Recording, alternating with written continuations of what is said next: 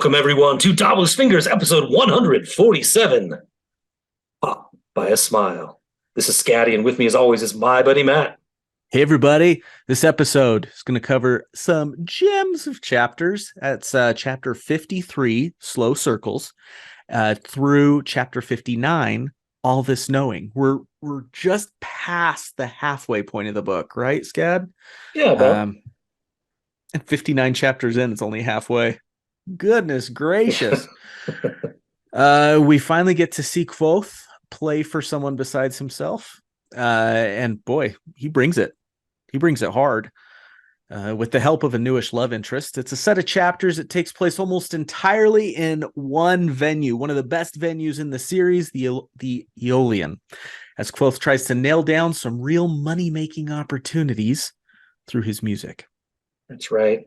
And a few of my favorite chapters of the entire series in this little block. So Wowza. Wowza. Yeah. I'm interested to hear your thoughts, being a musician, about one of those chapters. But, well, I mean, I'm interested in hearing your thoughts about all the chapters, man. But I'll just be quiet until we get this one in particular. You tell me when. All right. Couple of announcements.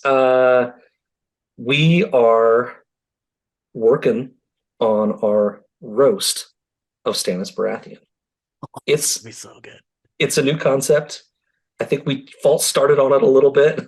We tried to go fast and we're like, I think people are gonna need more time for their content. We didn't know how it would all go and how long it would take and everything. Anyway, it got punted to later this month, September 23rd. That's actually the day after our patrons can listen to this episode, and 2 days before the public will get this episode, so kind of right in the middle. So depending on how you're listening to this, it is about to happen or just happened. And I'm sure it went well. We've got a lot of really fun people in the fandom that have sent us in content. They're ready to get up and do their worst to our friend Stannis Baratheon. And we're really excited about how this is going to go. Absolutely. So if you're one of those that's getting this after the fact, say you've just discovered our podcast and it's now the year 2025 or something like that. Look it up on YouTube. Look it up on, I don't know where we'll have it stored, but we'll have the recording out there somewhere. It's great. We love including the fandom in our content. You guys know this from our Meet the Khalasar to some of the other fun things that we've done. Even a Song of Madness. We love to include you all. So having you all be our roasters of the Stan Man has been so much fun to organize. And I think it's going to be really cool. Yeah, we're really excited. This is an idea Matt has had for over a year now. And we've just kind of been slowly piecing it together. Yeah. And I'm really excited. Can we make this work? How would it go? Yeah. How would it go? Technology, all these things. And then we just decided to go for it. So we'll see what happens. Yep. And then the following month, what do we have, Matt? We're getting back to A Song of Ice and Fire. Yes, we are in A Song of Ice and Fire podcast. And yes, we still like reading A Song of Ice and Fire. And as you know, we are doing a project on Patreon called We Should Start Back, a Game of Thrones reread. So we've already read Game of Thrones for this podcast. We're going back and reading it again because a lot has changed in the 8 years that we've been podcasting together. 9. We had our 9-year anniversary in August. That's what we hit. 2014 is 2023. Yes, but you're right. But it's been probably 7.5 years since we talked in detail about this book. Right. So yeah, it's been really fun. Yeah, those sessions are, we've done one episode already. We covered the first 100 pages. We'll cover the next 100 or so pages. It's going to be Dany 2 through Eddard 4, I believe. And they're quicker reviews. Like, we don't go nearly as in depth with summaries or any of that as we do in our normal episodes. It's a little bit lighter, a little bit more bantery. I don't know. It somehow just worked out that way on the first one. But we really liked it. And yeah, join us on Patreon for those. They're a lot of fun. Yeah, a lot of, we felt this way back then. Now we feel this way. It's kind of fun to track, our evolution with this series, but also kind of the fandom at large's evolution with this series. Tyrion's a character that comes to mind. Is when we started out podcasting, Tyrion was still kind of viewed as kind of a bit of a hero.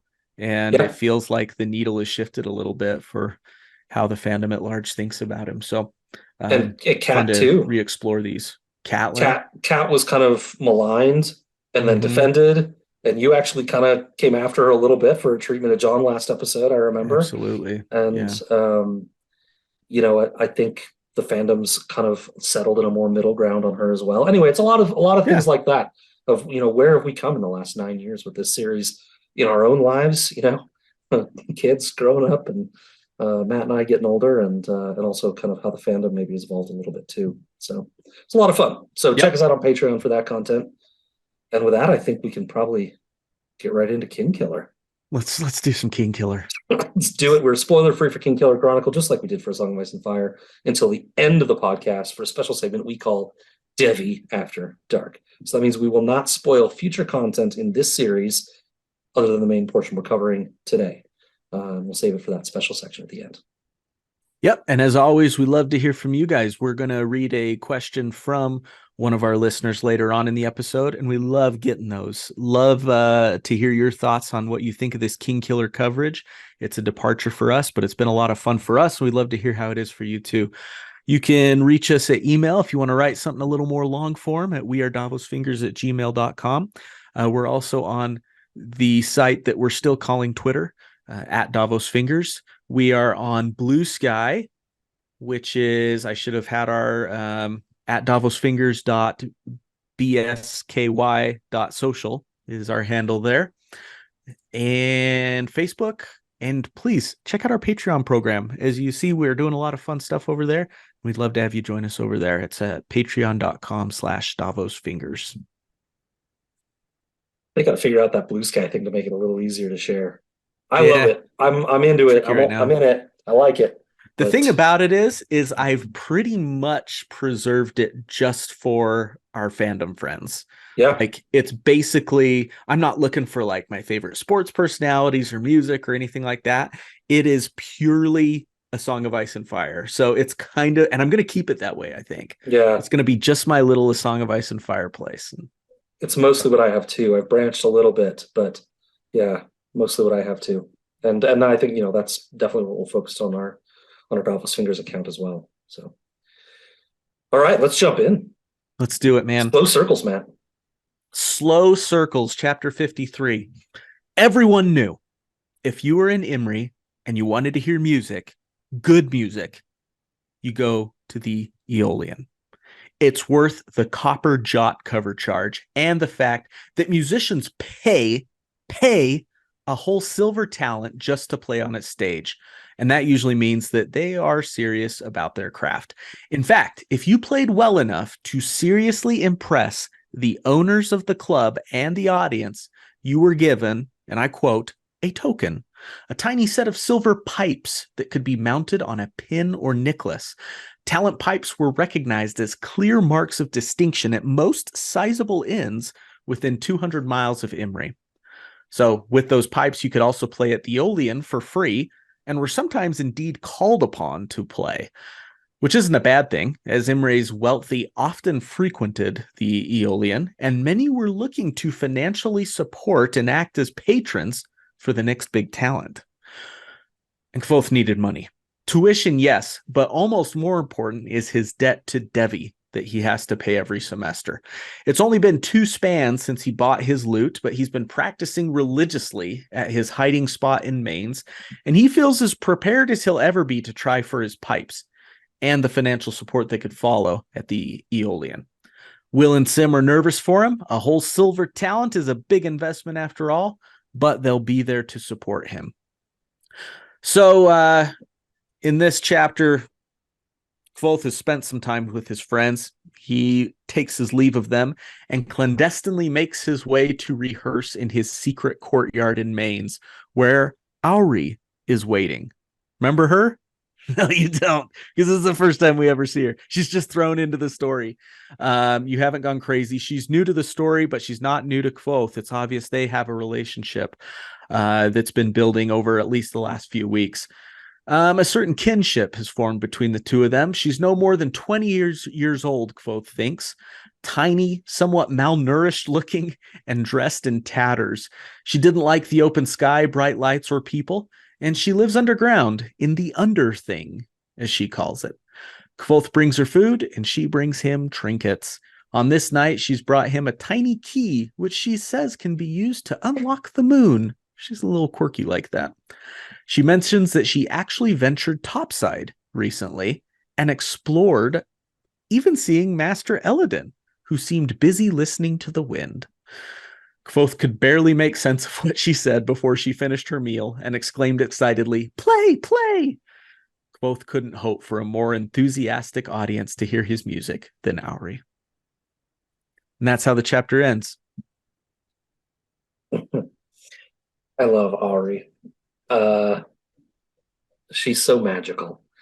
And I think Pat does such a good job of keeping her both immediately fascinating and also a slowly unfolding secret. Right? Like there's so much we don't know, but also like we know that she knows about naming from this very opening chapter where, we just meet her. She's talking about, Eolian and apparently knows who he is. And that tells us some things too, but not much, we just had these chapters where Eolian took Kvothe to the rookery, the crockery, the insane asylum, for lack of a better term. Yeah. Haven is what they call it. Yep. All those things. All those things. They call it all those things. And you wonder, she doesn't seem like she's maybe all there. Did she, did she come from there somehow? So much mystery, right? And yet gives us enough that it's just we need more, right? She's so interesting. And what do you think about how Rothfuss just plops her into the story? Like I said in my summary, we get a little glimpse of somebody, right? In a few chapters back, he's playing his lute and he hears a noise. He goes and investigates. He finds an apple that had fallen on the ground, and the sewer grate has been tampered with. We find out that's Auri, or we can infer that was Auri. So what do you think of him just kind of... Kvothe spends all this time trying to describe in later chapters the woman that he's circling about and all of these different things. And with Auri, he's no introduction. She's just there in the story. And we fill in the pieces a little bit. Yeah. So it's an interesting question for two reasons, right? It's what do we as readers think of her just being plopped in, just kind of thrown at us, almost out of nowhere, like you said. It's hinted there's somebody there, but he doesn't talk about it with anybody. There's no evolution toward seeing her, like catching a glimpse of her as she escapes or anything like that. There's a note about the apple was too far away from the tree. There were runes on the grate, and he felt he heard something move. That's all we get. And then all of a sudden we have Auri. And I think it's really brilliant. It's really a little bit off-putting with the way he treats almost every other character with, it's not just Denna, it's everybody. It feels like he goes to great pains to kind of introduce them, right? When he can. And she's just plopped right in. We didn't get to see their first meeting. He doesn't even bother showing us how they met. Right. We always get that. We never miss that part. We always get to see the part where you meet a new character, right? Not here. And so that's interesting from a storytelling perspective. It's also interesting from a meta perspective that's all he gave Chronicler to begin with. Yeah. Isn't Chronicler being like, well, hold the fuck on. No, wait a minute. Who's He's this? He's like rifling through his papers. did I fall asleep? What is happening? What did I miss? And we'll see in future chapters, and I won't spoil anything, but we'll see that Chronicler does kind of get upset when he feels like he's not being told the whole story. And it's interesting from a meta perspective that that's not too much of a spoiler, but he's with it and he wants the whole story, and he's clearly not gotten all of the story with Auri, and you wonder how important she really is. Is she more important than Chronicler thinks? Is she a hole in his pre-existing knowledge of the legends of Kvothe? Right? So he's like, I don't know. How important is this to the story? Yeah. If she, yep. Just some girl that would listen to him play music. Right. perhaps. Maybe. But he's a smart guy. Hmm. So when she's talking about the moon and a key to open the moon, we've got, more for Debbie After Dark, probably, right? But like we've got all sorts of stuff in this book about the moon, right? And so you'd think he'd be putting some of these things together, but Like to think. What I do love about this relationship or this kinship or this friendship that we see forming is the difference in Kvothe that we see when he's with her. yeah, Kvothe, let's be frank, he's pretty dang self-centered. He's extremely pretty focused on him. arrogant too. Yeah, Yep. right. He's arrogant. And that comes, it's a survival skill, right? I have to find food for me to eat. I have to find, we don't see him talking about the nice things he's doing for Will and Sim, his friends.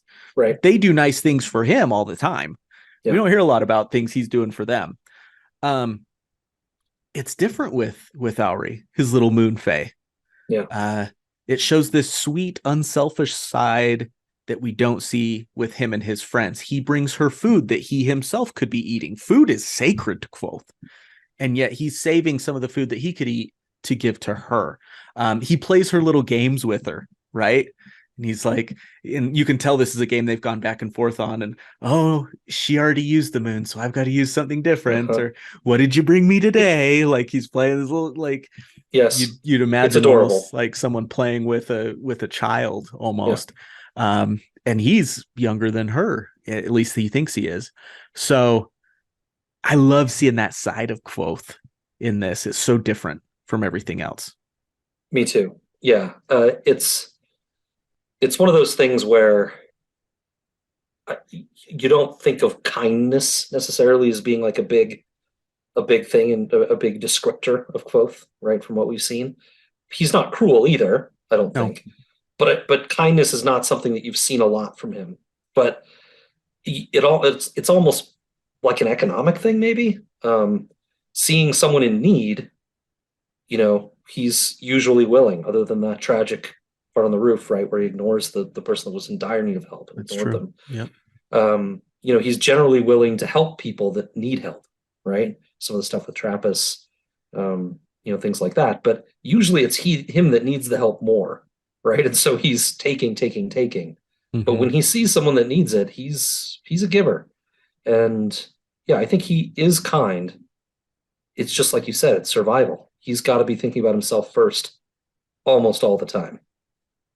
And what he gets from Auri is an audience, but also I think a friend that views him totally differently than everyone else. Right? Yeah. And I think that's valuable to him as well. It's not somebody he has to always be on his guard with, right? Other than these little rules they have, right? He's got to make sure to protect those rules. But other than that, he can be a little bit more at ease with her, I think. Yeah. Yeah. I think a lot of us maybe I've talked about before how I kind of have different circles that I exist in, right? Are they slow circles? Slow. Some of them are real slow. Real slow. And there's different levels of comfort that you feel within those circles. And that's why you keep coming back to them. Yeah. Fascinating. Okay. I also like he describes her as scrupulously clean and full of joy. Right. Because you think like she's like a little gutter rat. She's going to be filthy, right? Mm-hmm. No, she's not. She's takes care of herself. She's okay. Yep. Clothes might be a little tattered, but yes. Who am I to talk? Yep. There's some innocence there too, which I think is part of the cleanliness that he's referring to. So we haven't talked yet about the Eolian. And we didn't know what it was until right now. Well, I mean, yeah, I just mean in this chapter coverage. Fine. And we haven't been there yet, so maybe we save most of it. But even just the concept, I feel like this is a place, Matt, you'd be like every single night. Oh man, do you have a place like the Eolian, like which was like the hub for maybe not even music, but for like artistic expression or? No, I mean, so when I was in college, there was a group of performers, um, and they would perform every Friday doing sketch comedy and also improv games and stuff. Would they do it at the It was same called place, or did they Comedy Corner. travel to go Yeah, they different? do it at the Okay. same place. And it Mhm. was this awesome, like dark cave-like thing. It had empty space like on the ground for people to sit, but also had tables if you got there early enough. It Mm. was a really cool place, Mhm. and it was there for I think my first 2 years, and they ripped it down. They Oh, rebuilt the student union, and they replaced it with this garbage glass-fronted piece of bullshit. And Comedy Corner was never the same. oh, that sucks. They were very talented guys and gals, and they were very funny. And that was a Mhm. great place. And so we'd go. My friends and I would gather there almost every Friday for that. But then it stopped abruptly And then it just when stopped. they tore it down. That sucks. That Yeah, sucks. but not music. I didn't have a place in college where I went regularly for live music. I don't have a place now that I regularly go for live music. Hmm. Despite the fact that I think I really enjoy live music. It's Right. just never been something I prioritized. So maybe I guess I don't like it that much after all. How about you? College for me too. There was a place called Velour. Velour. Okay. Velour. Yep. Okay. It's in Provo. It, uh, you know, say what you will about BYU and Provo, it has an amazing music scene. I Really? don't know what it is about um, music down there. I mean, even big bands have cut their teeth in Provo. Imagine Dragons, Hmm. they come from the south side or down Provo in Utah County. Neon Trees was in Provo. Like a lot of really good, and then artists you've never heard of that are just amazing. And Yeah. there's this little club down on University Avenue in Provo called Velour, and it was nowhere like the Eolian sounds in terms of a pretty significant cover charge and everything. It was maybe like $10 to get in the door, Yeah. but you just go and you just watch whatever bands were playing that night. And sometimes you It's yourself would be playing, and it was just an awesome atmosphere. I was there every weekend, usually Friday and Saturday night. I was there. wow. That's cool. So Yeah, I'm right. You would be at the Eolian every night. absolutely. Yep. I feel like I've heard of Velour, and yet I think maybe I've heard of it because it was in one of your songs, wasn't it? Yeah, I've got a song called Yeah. Okay. Velour Friday Night. Yeah. Okay. It's, That's yep. why I'm like that is It's an familiar. ode to that. Yeah. Yeah. Yep. Okay. I thought Yep. so. Matt, for those that don't know, Matt is a talented musician, writes his own stuff, and sometimes shares it with me, and Yeah. sometimes others. Usually. I Yeah. usually share it with you. Yeah. I need to share it more. That's nice. Uh, but okay, but do you feel like the people that played at Velour on Friday and Saturday night, did they pay to play? No. No, not that I know of. I never did. Because it seems weird, right? But then I started thinking about like, well, we have all these shows now, right? Like American Idol and America's Got Talent, and there was the dancing with the So You Think You Can Dance, and all these competition shows where they're not paying you, and you're maybe not paying, but you're spending your money to get there. You're spending your time, and you're not being paid until unless you win or something, right? So Right. it's kind of similar to that. It's kind of like, okay, An investment. pay Mhm. your own way, invest and take your shot. It's kind of Right. similar to that. Yep. Yep. And I think a lot of touring bands do that now too. It's Mm, you pay your way to get around the country and everything to come and play at our venue. yeah, And most of the money that artists make is on merchandise.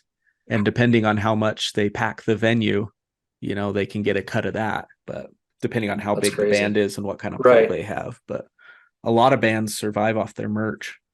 Yeah. I mean, like, I bet Metallica's not struggling, Yeah. but Like yeah, Matt for like a Nathanson, our boy that we went and saw right. together. Yeah. Now you make me. I should have bought something from that guy. I didn't either that That show. that was a good concert.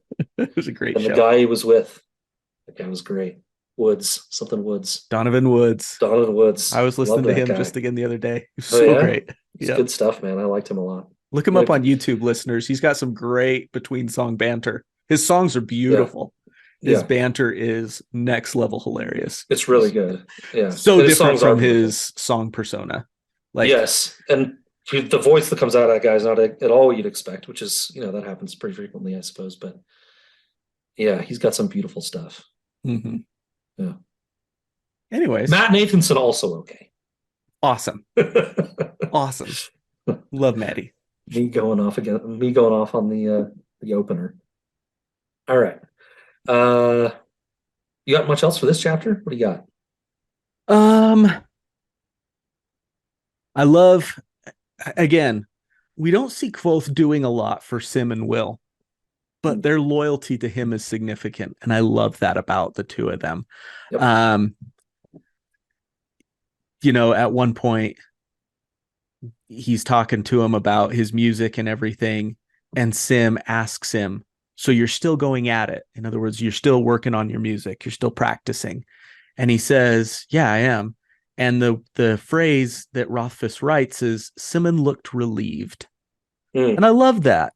He's relieved that his friend is sticking with something and liking something. I think there's also a bit of relief in the sense that Sim and Will kind of forced him out of his job, right? Yes. Yes. So it's true. Like, okay, so you're still having fun doing what you're doing and you're not missing your job all that much? Okay, good. There's probably some of that in there. But I think it's more of the former as well. I think, these are two friends that have invested very quickly and very deeply in Kvothe. And it's evident. And Rothfuss, as always, is very careful with his words. And relief could have been any number of other words, but relief just shows that he's concerned, right? He was happy to hear it. He was, whatever, would show a lot less investment. But relief indicates that he's been agonizing over this a little bit, right? Right. He's really worried about him, which is, I think it's a good way to put it. Yeah. And then if I'm doing they said that they would give him about a span and a half to go crazy at his current rate. Uh-huh. And it says in the chapter, it was only 2 span ago, I think, that he got his loot or whatever. So it's, or that he started practicing significantly. So he's crossed the threshold, in other words. He's made it over a span and a half without going nuts. He got enough sleep. Did I ever tell on this podcast the Hour of Insanity Project story? Is that where you went and tried to see how long you could go without sleep and your friend went crazy? My buddy did it, so I have told it. Okay. We'll let I don't remember all the details though. I'll give the quick version. He essentially read that, and I don't know if it's really medically true now or then either, but he said that he read that if you stay up for over 72 hours, you're medically insane, right? And so he decided to do the Hour of Insanity Project, in which he would stay up for 73 hours so that he could claim that he was insane for 3 hours. This is my buddy Nick. And he didn't quite make it before he was basically falling over and reaching for things and missing. And he slept for 12 hours in a row. That's awesome. That's the story, the quick version. Good on him for trying. Good on him for trying. Yep. I will just point out one more thing. Rothfuss or Kvothe, one of the two, does a great job of presenting us with a series of red herrings that I'd like us to keep track of as we go along. In reference to the woman that Kvothe has been slowly circling around. In our last episode, he's talked about, I've slowly been circling around this woman and it's time to get to her. It's time to finally introduce you to her, right? Yep. The woman is coming. Yeah. In this first chapter of this block, we get Auri. So is Auri the woman? Yeah. Oh no. Could be. We know it's not the one he was teasing us about last episode. We were like, is it possible it's Devi? But this chapter starts with where is it? It starts with him saying, our long sought player is waiting in the wings. Yep. I've now forgotten that she is what I was moving forward toward. So we know it's not Devi.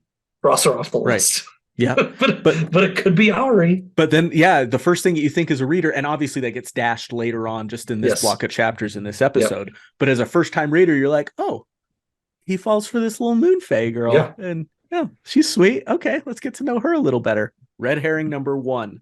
Yes. Well, probably the second one, if you count Devi from last If you count chapter. Devi, yes, Yeah. yes, yeah. Because I have a note about that too. I'm like, well, looks like we were wrong about Devi. That ended quickly in the opening paragraph of the And first block of sometimes he chapters. he dashes. I think I've got 3 or 4 that I identified just from this block of chapters. And sometimes it's a sentence, and sometimes it's a Yeah. developed character. So, Well, all all right, right. shall we go to chapter 54? Place to burn. Do it, Place Matt. to burn. This is a meaty chapter, It's a long one. You're lengthy, welcome for getting to summarize it. girthy. Yes. I appreciate the And opportunity. probably my favorite chapter in the whole series. Maybe. Yeah. I love I it. love it. I think it's got to be mine too. Yeah. Okay. Kvothe somehow gives off an impression to his friends of both calmness and a coiled spring as he makes his way to Imri, along with those 2 friends, to the Eolian specifically. It's time. It's time for him to play. It's time for him to try for his pipes. They arrive to a bustling crowd of both listeners and musicians waiting to get in, and Kvothe turns on the charm, offering to buy the doorman, whose name is Deok, a drink later as he pays his entrance fee. Deok remarks to Sim, who he's obviously already met, that he likes this one and hopes he'll play for them tonight. It's only after they enter that Sim reveals that Deok is actually the owner of the place and has been known to throw out musicians forcibly who suck up to him. Such is the aura of Kvothe. After dibsing a table, Kvothe leaves Sim and Will to get his name on the open mic list. Stanchion, co-owner of the establishment with Deok, runs that part of the business, and he's cheerful and encouraging enough until Kvothe reveals to him the song he intends to play, the Lay of Sir Savian the Tralliard, a 15-minute opus that requires the most quick, precise fingerings that, when performed correctly, allow the lute to produce 2 voices, a melody and a harmony. Who is this? Eddie Van Halen? No.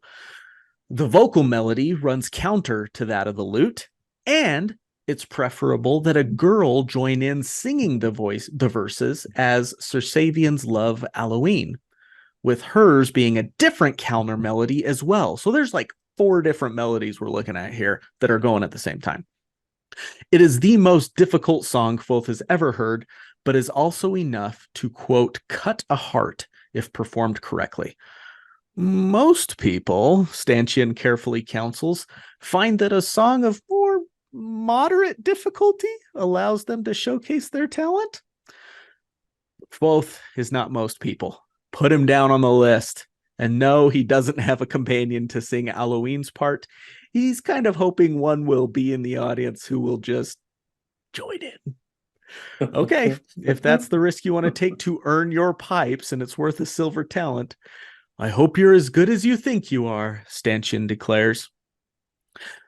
As the evening goes on and the Eolian fills up, Kvothe starts to wonder if he shouldn't take Stanchion's advice and play a more simple, reliable song that he knows he could nail. But then he and his friends see him, Ambrose. Of all the people to be there that night, it had to be Ambrose. Turns out he'd actually tried for his pipes once before and failed. And that decides it for Kvothe. He was definitely playing Sir Savian's song, and Ambrose was going to be there to hear it and to see him get his pipes. Oh, revenge. With a full house, the evening's entertainment begins with those that paid their talent to perform, doing it just for the sake of performing, or there's others who are officially there to try for their pipes. Kvothe was pleased to find the skill of the talented musicians to be everything it was rumored to be. One man played songs on his lute Kvothe had never heard before. Another killed it on the reed pipes. Another officially tried for his pipes with a flute performance that, to Kvothe's ear, only featured one mistake, but it wasn't enough. Stanchion and the crowd weren't sufficiently impressed, and the performer had to settle for the conciliatory tankard of alcohol offered him by Stanchion. Another performer, a beautiful young lady with a beautiful voice to match, was similarly disappointed. Another performer was a crowd pleaser who'd obviously performed multiple times without a care for actually earning pipes. The crowd loved him. He was bombastic, he was irreverent, he was great. And then finally, it was Kvothe's turn. He paid his silver talent, a lot of money, but an amount that wouldn't do him any good on its own when it came time to square up with Devi. He had to earn his pipe so he could perform at this and other inns and finally start making a steady income. He had to nail this. And so Kvothe, unknown to the crowd at large, climbed onto the stage, and in shabby clothes and with an even shabbier lute, he smiles and he begins.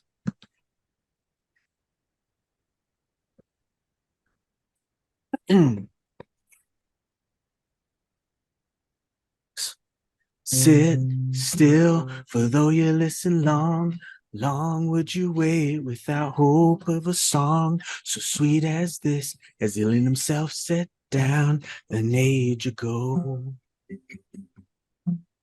Masterwork of a master life of Savian and Elohim, the woman he would take to wife. He could hear hushed whispers from a disbelieving crowd, marveling at the boy's song choice, at his voice, at his fingers plucking out not one, but two additional voices on the lute. He had them. The audience had begun to both love and fear him. But he was filled with anxiety. Because remember, there's a time coming up in the song for a female voice to join in. He played to the point, and then, strumming an intro chord, waited and waited. And just as he was about to despair, Savian, how could you know it was the time for you to come to me? Savian, do you remember the days we squandered pleasantly? How well then have you carried what have tarried in my heart in memory?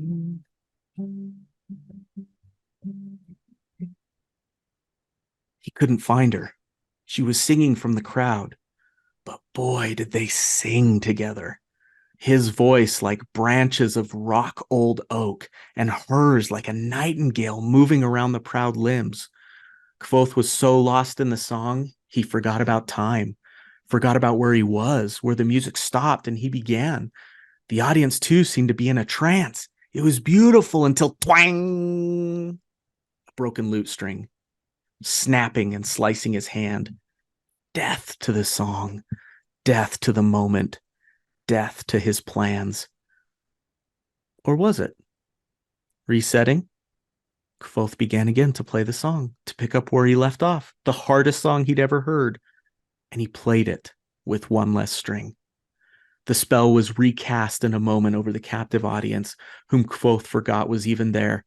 His Elohine from somewhere in the crowd continued her part as well, a flawless piece of the song burning through and from Kvothe. And then it was done.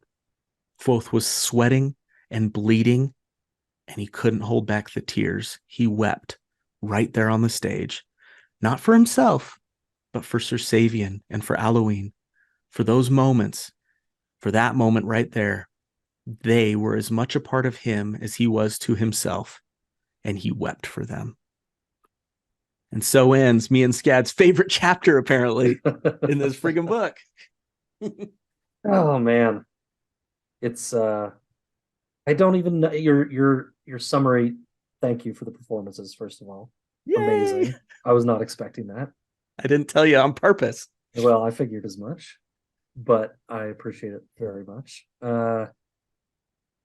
As you're giving the summary, I'm like, why is this my favorite chapter? I'm looking at my notes, like I don't have a bunch of things I'm relating to. I don't know why it's my favorite chapter. No, I think it's the slow build toward this moment. You don't know how it's going to go. I can't put my finger on why I love it so much. I just know that I do. How do you feel? Yeah, obviously I connect with a lot of the song moments, right? And talking about the harmonies and counter harmonies and him just deciding there's a big part in him just taking that risk and taking that jump. I think you and I have talked about this, that we are very safe people. Yeah. Yeah. And we don't, I feel like I don't bet on myself like I should. And That's all Kvothe does ever. that's sad for me to think about, that I'm 38 years old and I still don't bet on myself a whole Yeah. lot, not like I should, not to Right. this degree. And yeah, you're right. He survives by betting on himself all the time. Yeah. And I've been in those situations where I've had lofty expectations, and then I get in the moment and I see the perceived grandiosity of the moment and I pull back, right? Uh, I've been in those where I've been like, I've switched things last second and made it mhm. easier for myself. And he didn't. And so that's super inspiring, right? Yeah. Part of it's revenge fueled. We talked about how much he does motivated by revenge. I don't think it's the Yep. only And reason spite. he did it, but it's part of it. Yeah, Yeah. spite is part of it. Um, It is for sure. so I'm with you for I love sure. that. It's both part of the most maddening thing about him and something that it terrifies me and also makes me respect him, right? I can't relate to it at all. But Mhm. he goes all in. He doesn't futz about with like a middling song that he could easily get away with. He goes right for the heart by doing the hardest thing he knows how to do to get these pipes. And, you know, we hear of these other people that failed, and you wonder if he could have, by playing a different song, succeeded because they were very good. Well, sounds like he's better, right? But like, there doesn't look like there's a lot of margin for error in here. Would he Right. have gotten in if the string didn't break? Like, did that push him over the edge? Like, how hard is it to get these pipes? Right. But Yeah.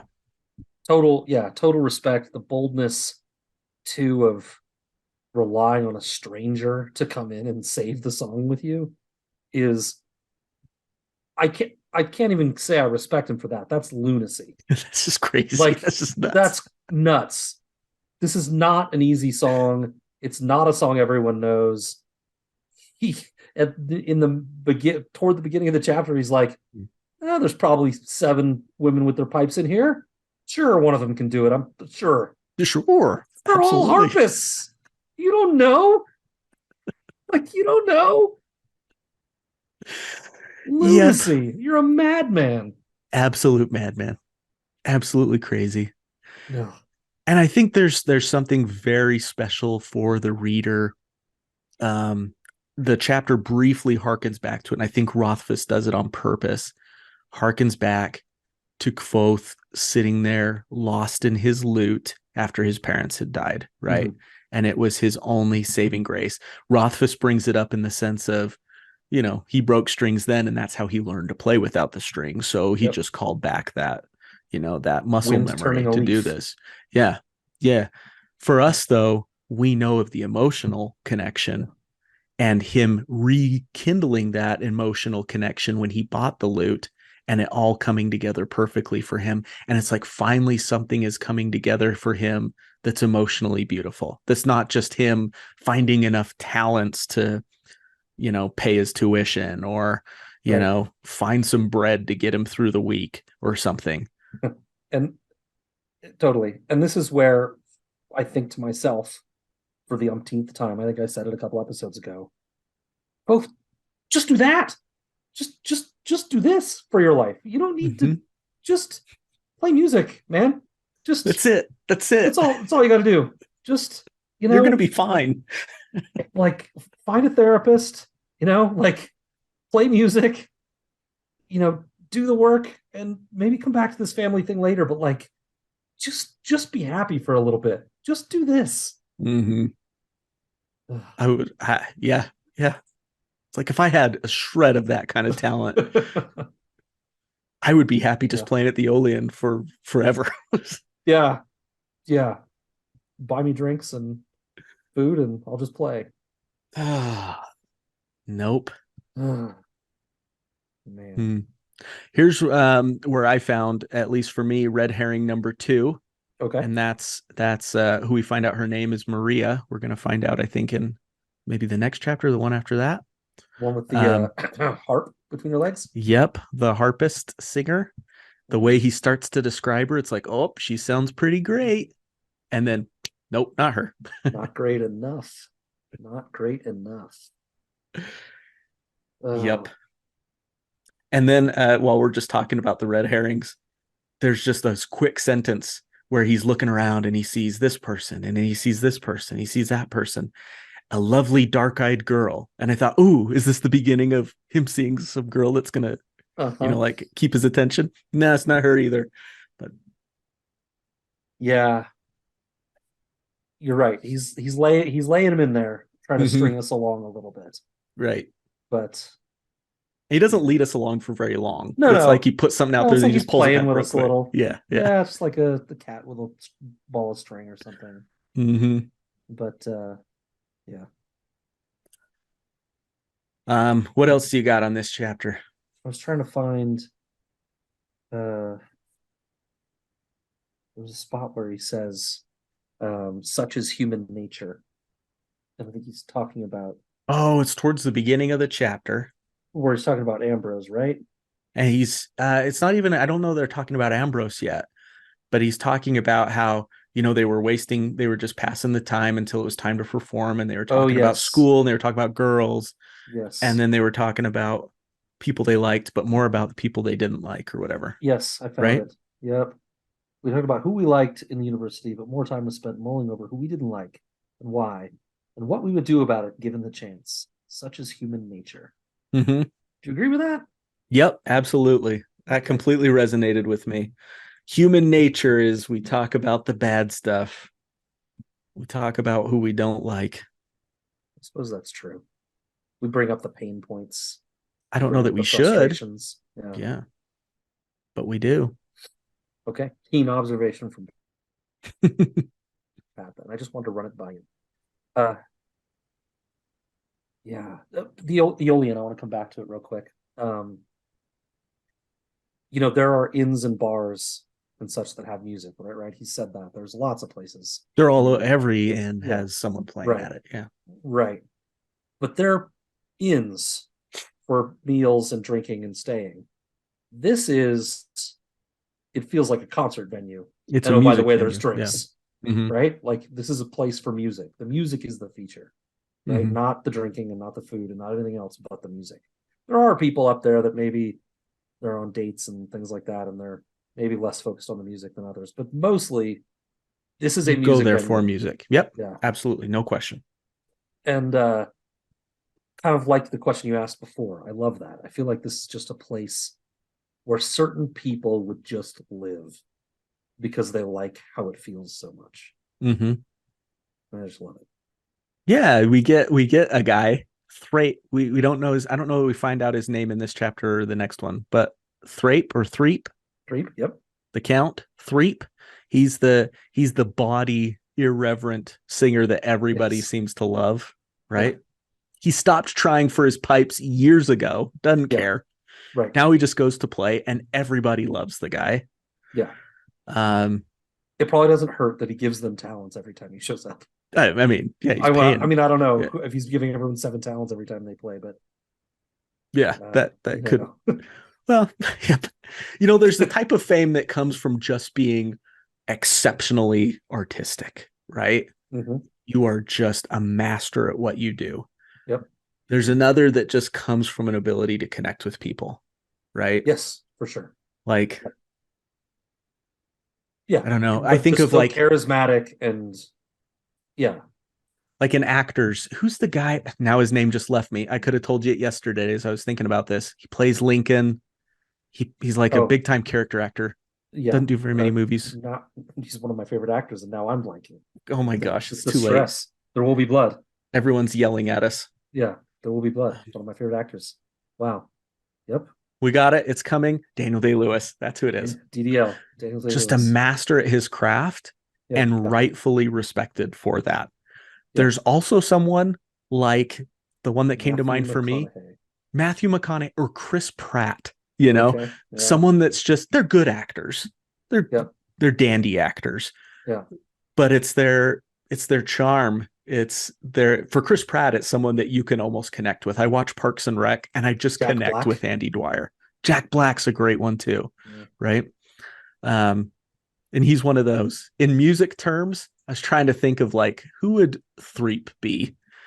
Like Oh, it sounds like his kind of grassrootsy playing is kind of Bob Dylan-esque and that yeah. kind of laissez-faire. I don't care what I'm saying, but I Maybe again almost it's Jack Black. maybe it's a little bit of Jack Black. I thought of and maybe it's just because of the recency, RIP, but I thought of Jimmy Buffett.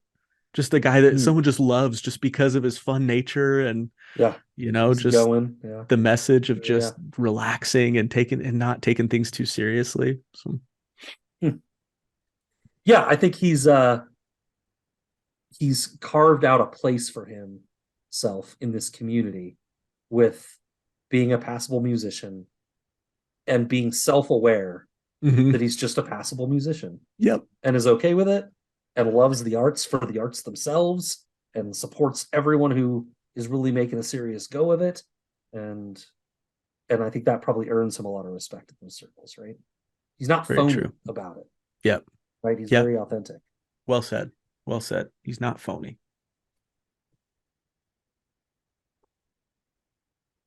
Ambrose, this guy, just get out of the way. But it's interesting, right? He notes how Ambrose wasn't his usual mocking, smiley way or anything, that he was more serious. Yeah. Any ideas?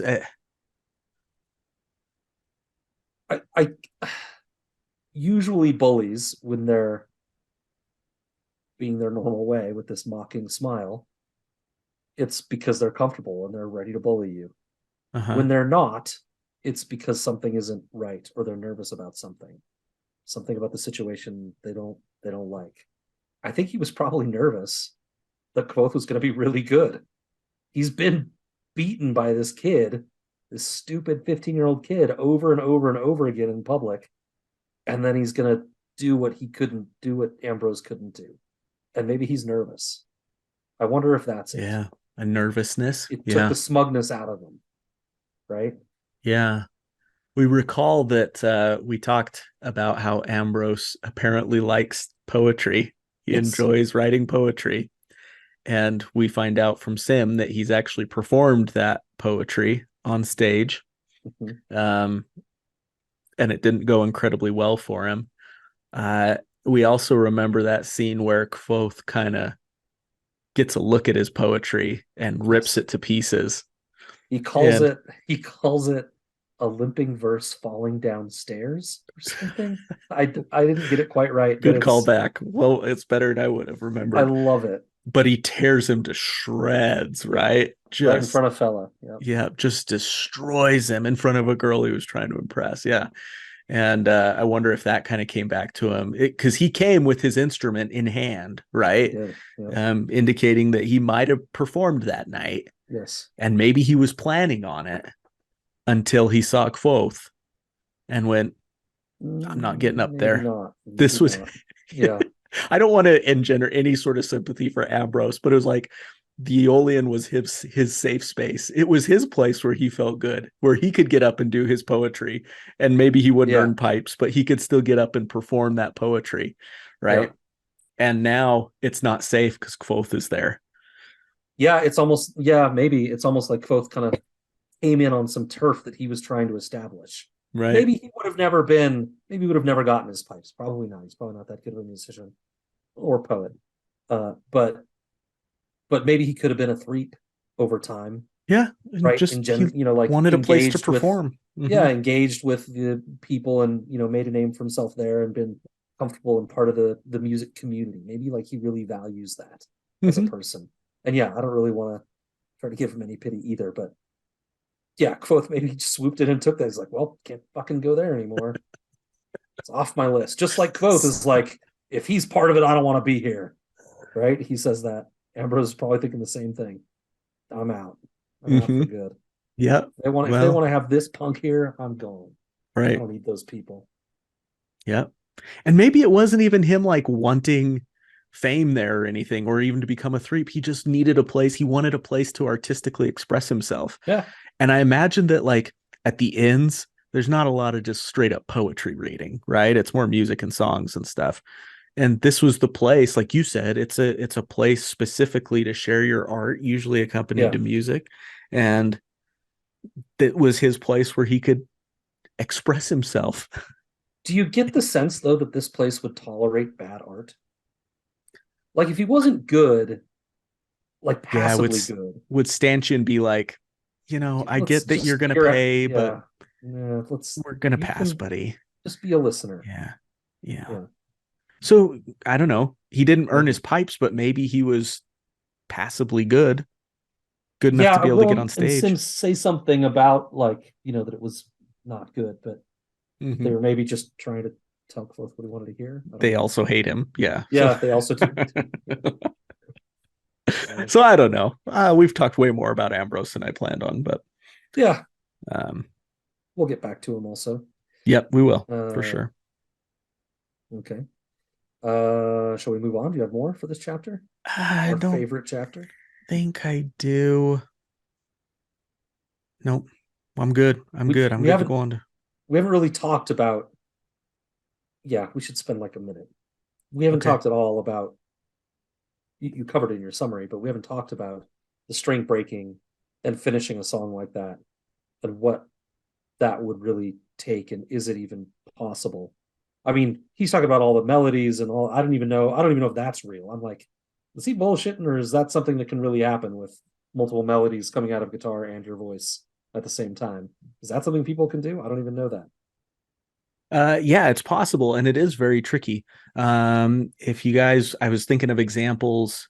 A great example of a song that's being sung to a very different melody is a song called "Fool to Think" by Dave Matthews Band. Go listen to that.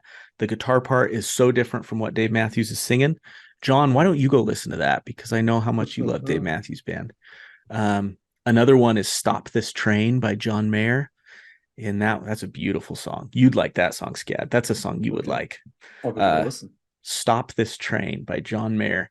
And in it, he's actually like, as he's strumming the guitar, he's also tapping his thumb against the top string, which makes a percussive sound. So it's almost Uh-huh. like he's keeping the beat with his thumb Uh-huh. as the rest of his fingers are playing something.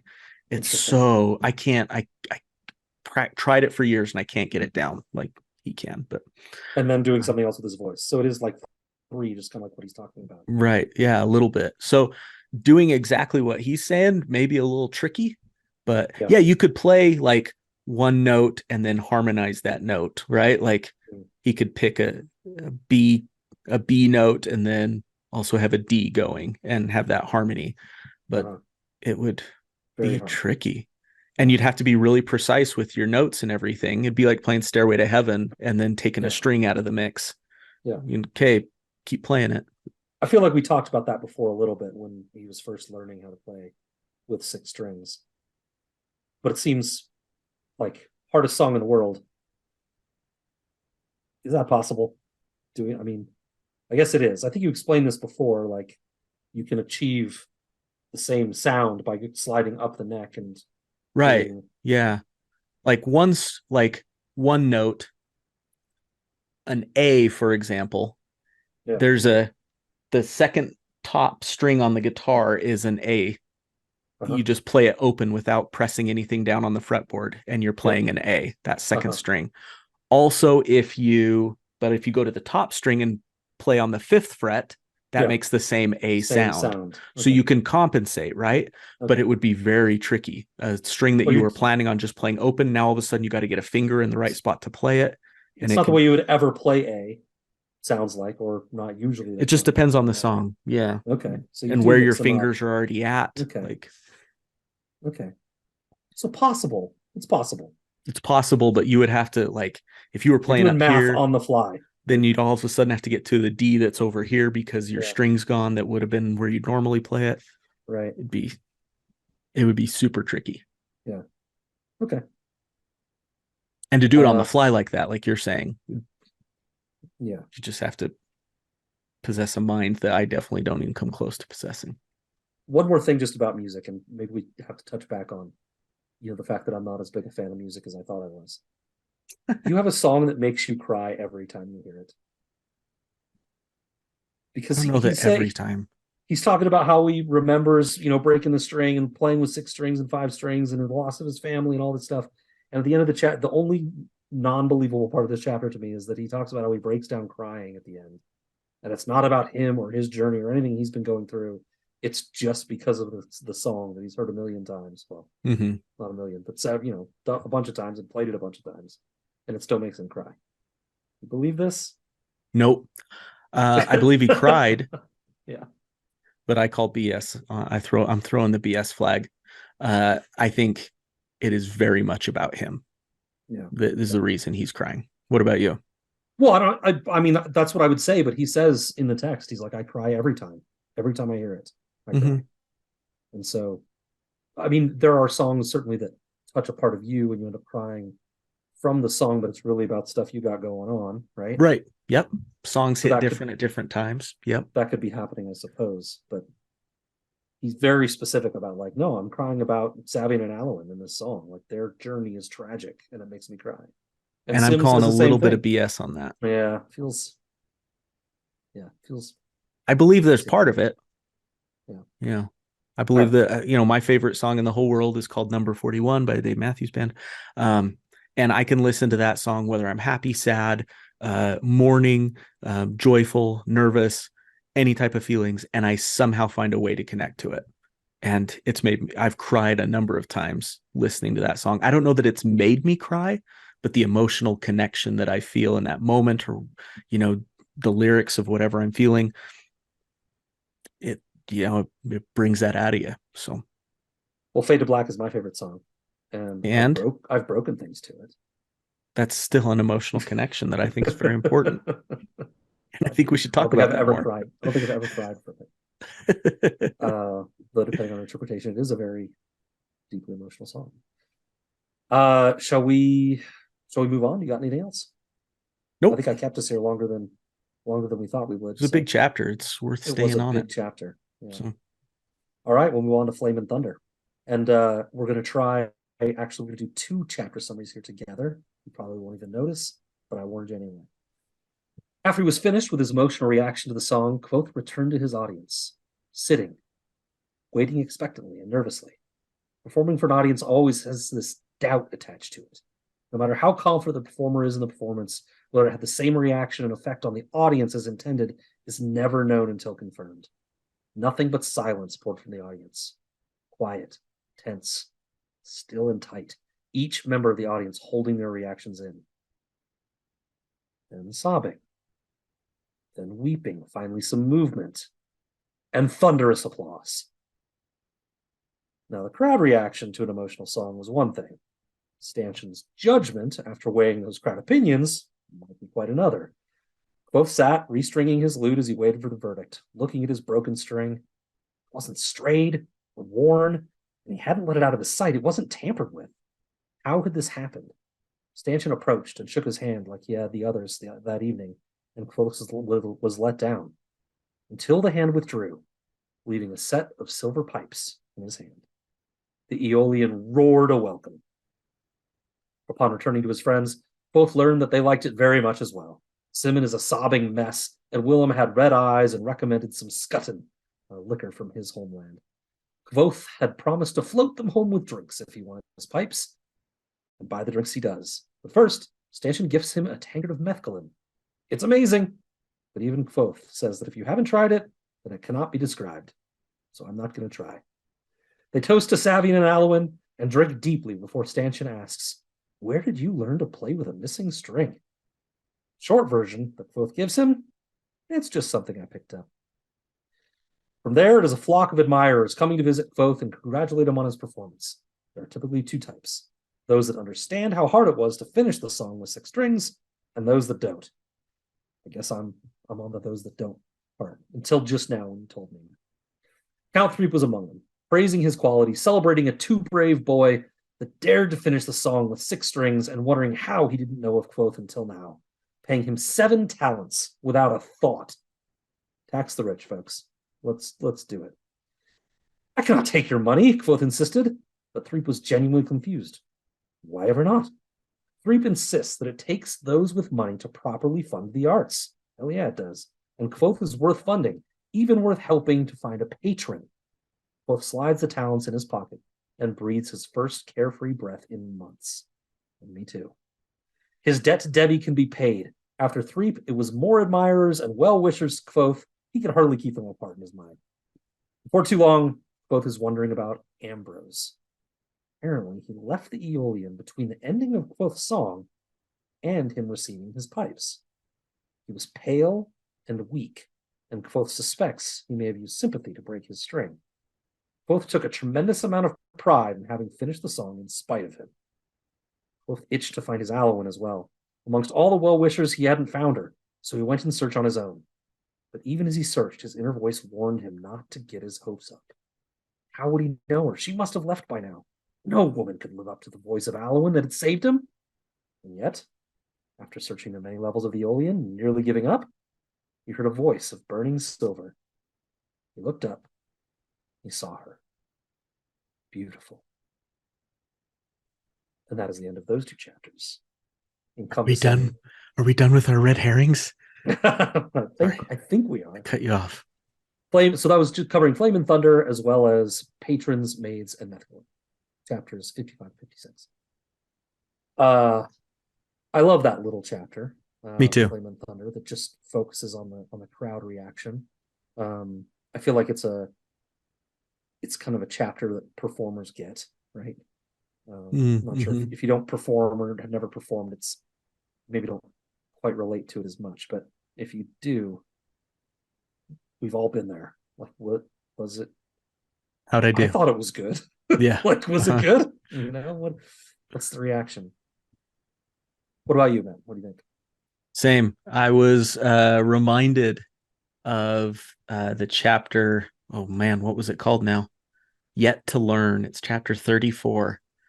It's where Kvothe was playing Josun's lute with the caravan when he was traveling to the university. And if you'll remember, he picks up, the other traveler's lute and starts playing. And the guy's like, oh, hey, be careful. Like, don't tune it. Like, be careful with it. Thinking Kvothe doesn't know how to play. Then Kvothe just launches into this beautiful song. Now, compare this to what you just read about what happened in that chapter. This is what is described in Yet to Learn. After he finishes playing, he says, I looked up to see everyone perfectly motionless, their faces ranging from shock to amazement. Then, as if my gaze had broken some spell, everyone stirred. Rowan shifted in his seat. The two mercenaries turned and raised eyebrows at each other. Derek looked at me as if he'd never seen me before. Retta remained frozen, her hand held in front of her mouth. Denna lowered her face into her hands and began to cry in quiet, hopeless sobs. That moment of silence, and then reaction. Yes. Same thing. Which, most people can't get out of an audience, that type of reaction. Usually, most of the time, it's just immediate applause. Yeah. Lowered her face into her hands, began to cry in hopeless sobs. Yeah. Similar to Simon. Yeah. Yeah. It's a rare thing, I think, for that to be the reaction of more of most of an audience, at least. Right. I mean, the occasional audience member, perhaps, but usually it's immediate applause. I feel like, I think the first time I ever heard Not My Father's Son, which is a song from Kinky Boots, I'd never heard the musical, saw it for the first time live, and it made me silent. But everyone else was, most people were applauding and loud. So it's a pretty rare thing. I was just like, whoa. What did I just hear? Yeah. Yeah. Still one of my favorite pieces of music. But I feel like it's a rare thing. Looking at this chapter now, it really is like a mirror of the of what happened in the Eolian. This chapter clear back with the caravan, and it said, I just saw this part. Josun simply stood. His face was stricken and bloodless, as if he'd been stabbed. So there's our Ambrose, right? That's Ambrose, yeah. And even at the end, Leave Kvothe to himself for now. Everyone deserves a moment or two alone when they desire it. And if by chance there were tears, let us forgive him. Right. So he, So he he cried got then too. emotional. He Yeah. got emotional as well at this Right. part. And that one very much likely was about himself and his Mhm. music, whether this one was or not. But yeah, similar reaction. So interesting. Mhm. Interesting what music does to himself and what it does to others. Not just music, but the performance of music.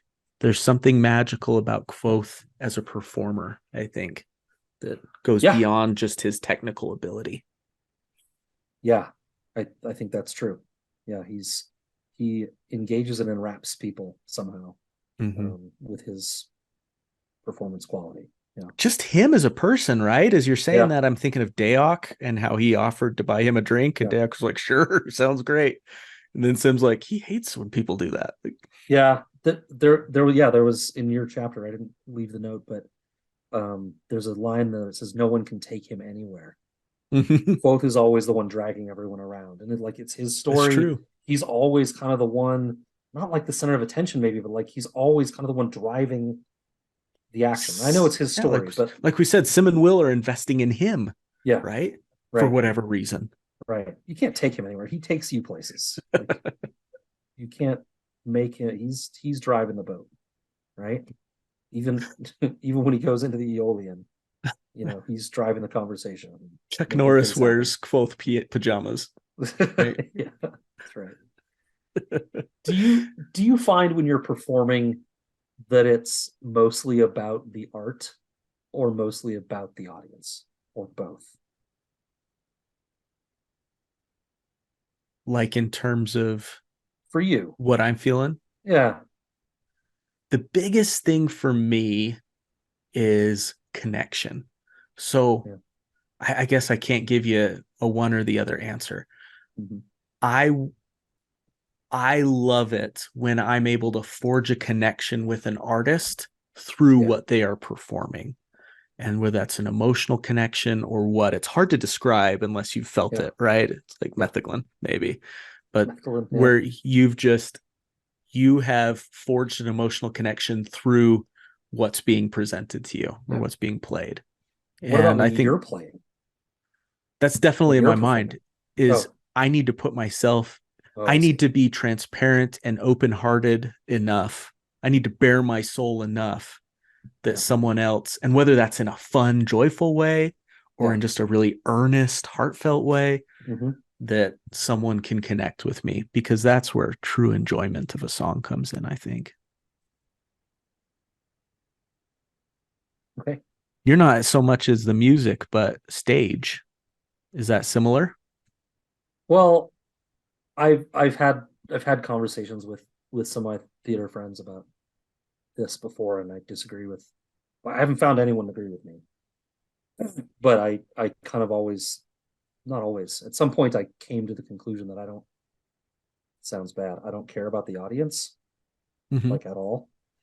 Like it's not my job to worry about how the audience um, takes it or reacts to it. It's my job to be honest to the character and honest to what the director's interpretation of what the author intended.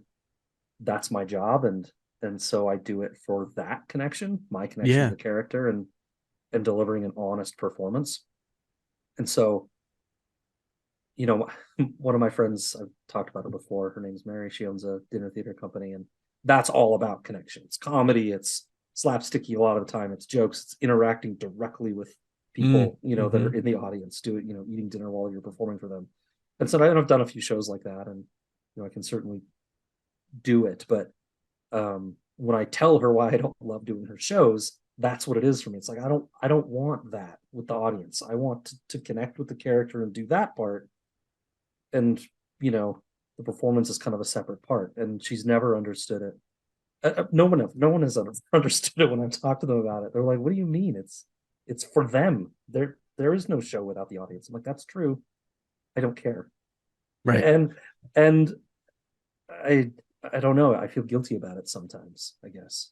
But Well, I think that's when people can perceive and feel the emotional connection that you're making with your character, that in turn helps them connect emotionally.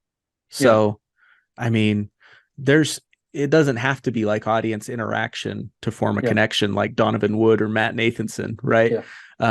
There's artists, you've probably been to concerts too, where the artist actually says very little, but it's still an amazing concert because of what they put into the actual performance of it. Right? So yeah, man, I think there's totally room for that kind of thing.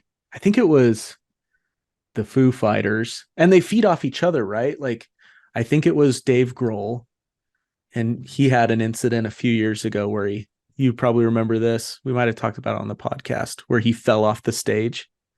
He was going so crazy. He fell off the stage and broke his leg, like snapped his leg. And it was probably like 5 years ago. Okay. Falls off the stage, snaps his leg, like breaks his leg hardcore mid-song. He's rushed off to the hospital. The rest of the band keeps performing songs while he's gone.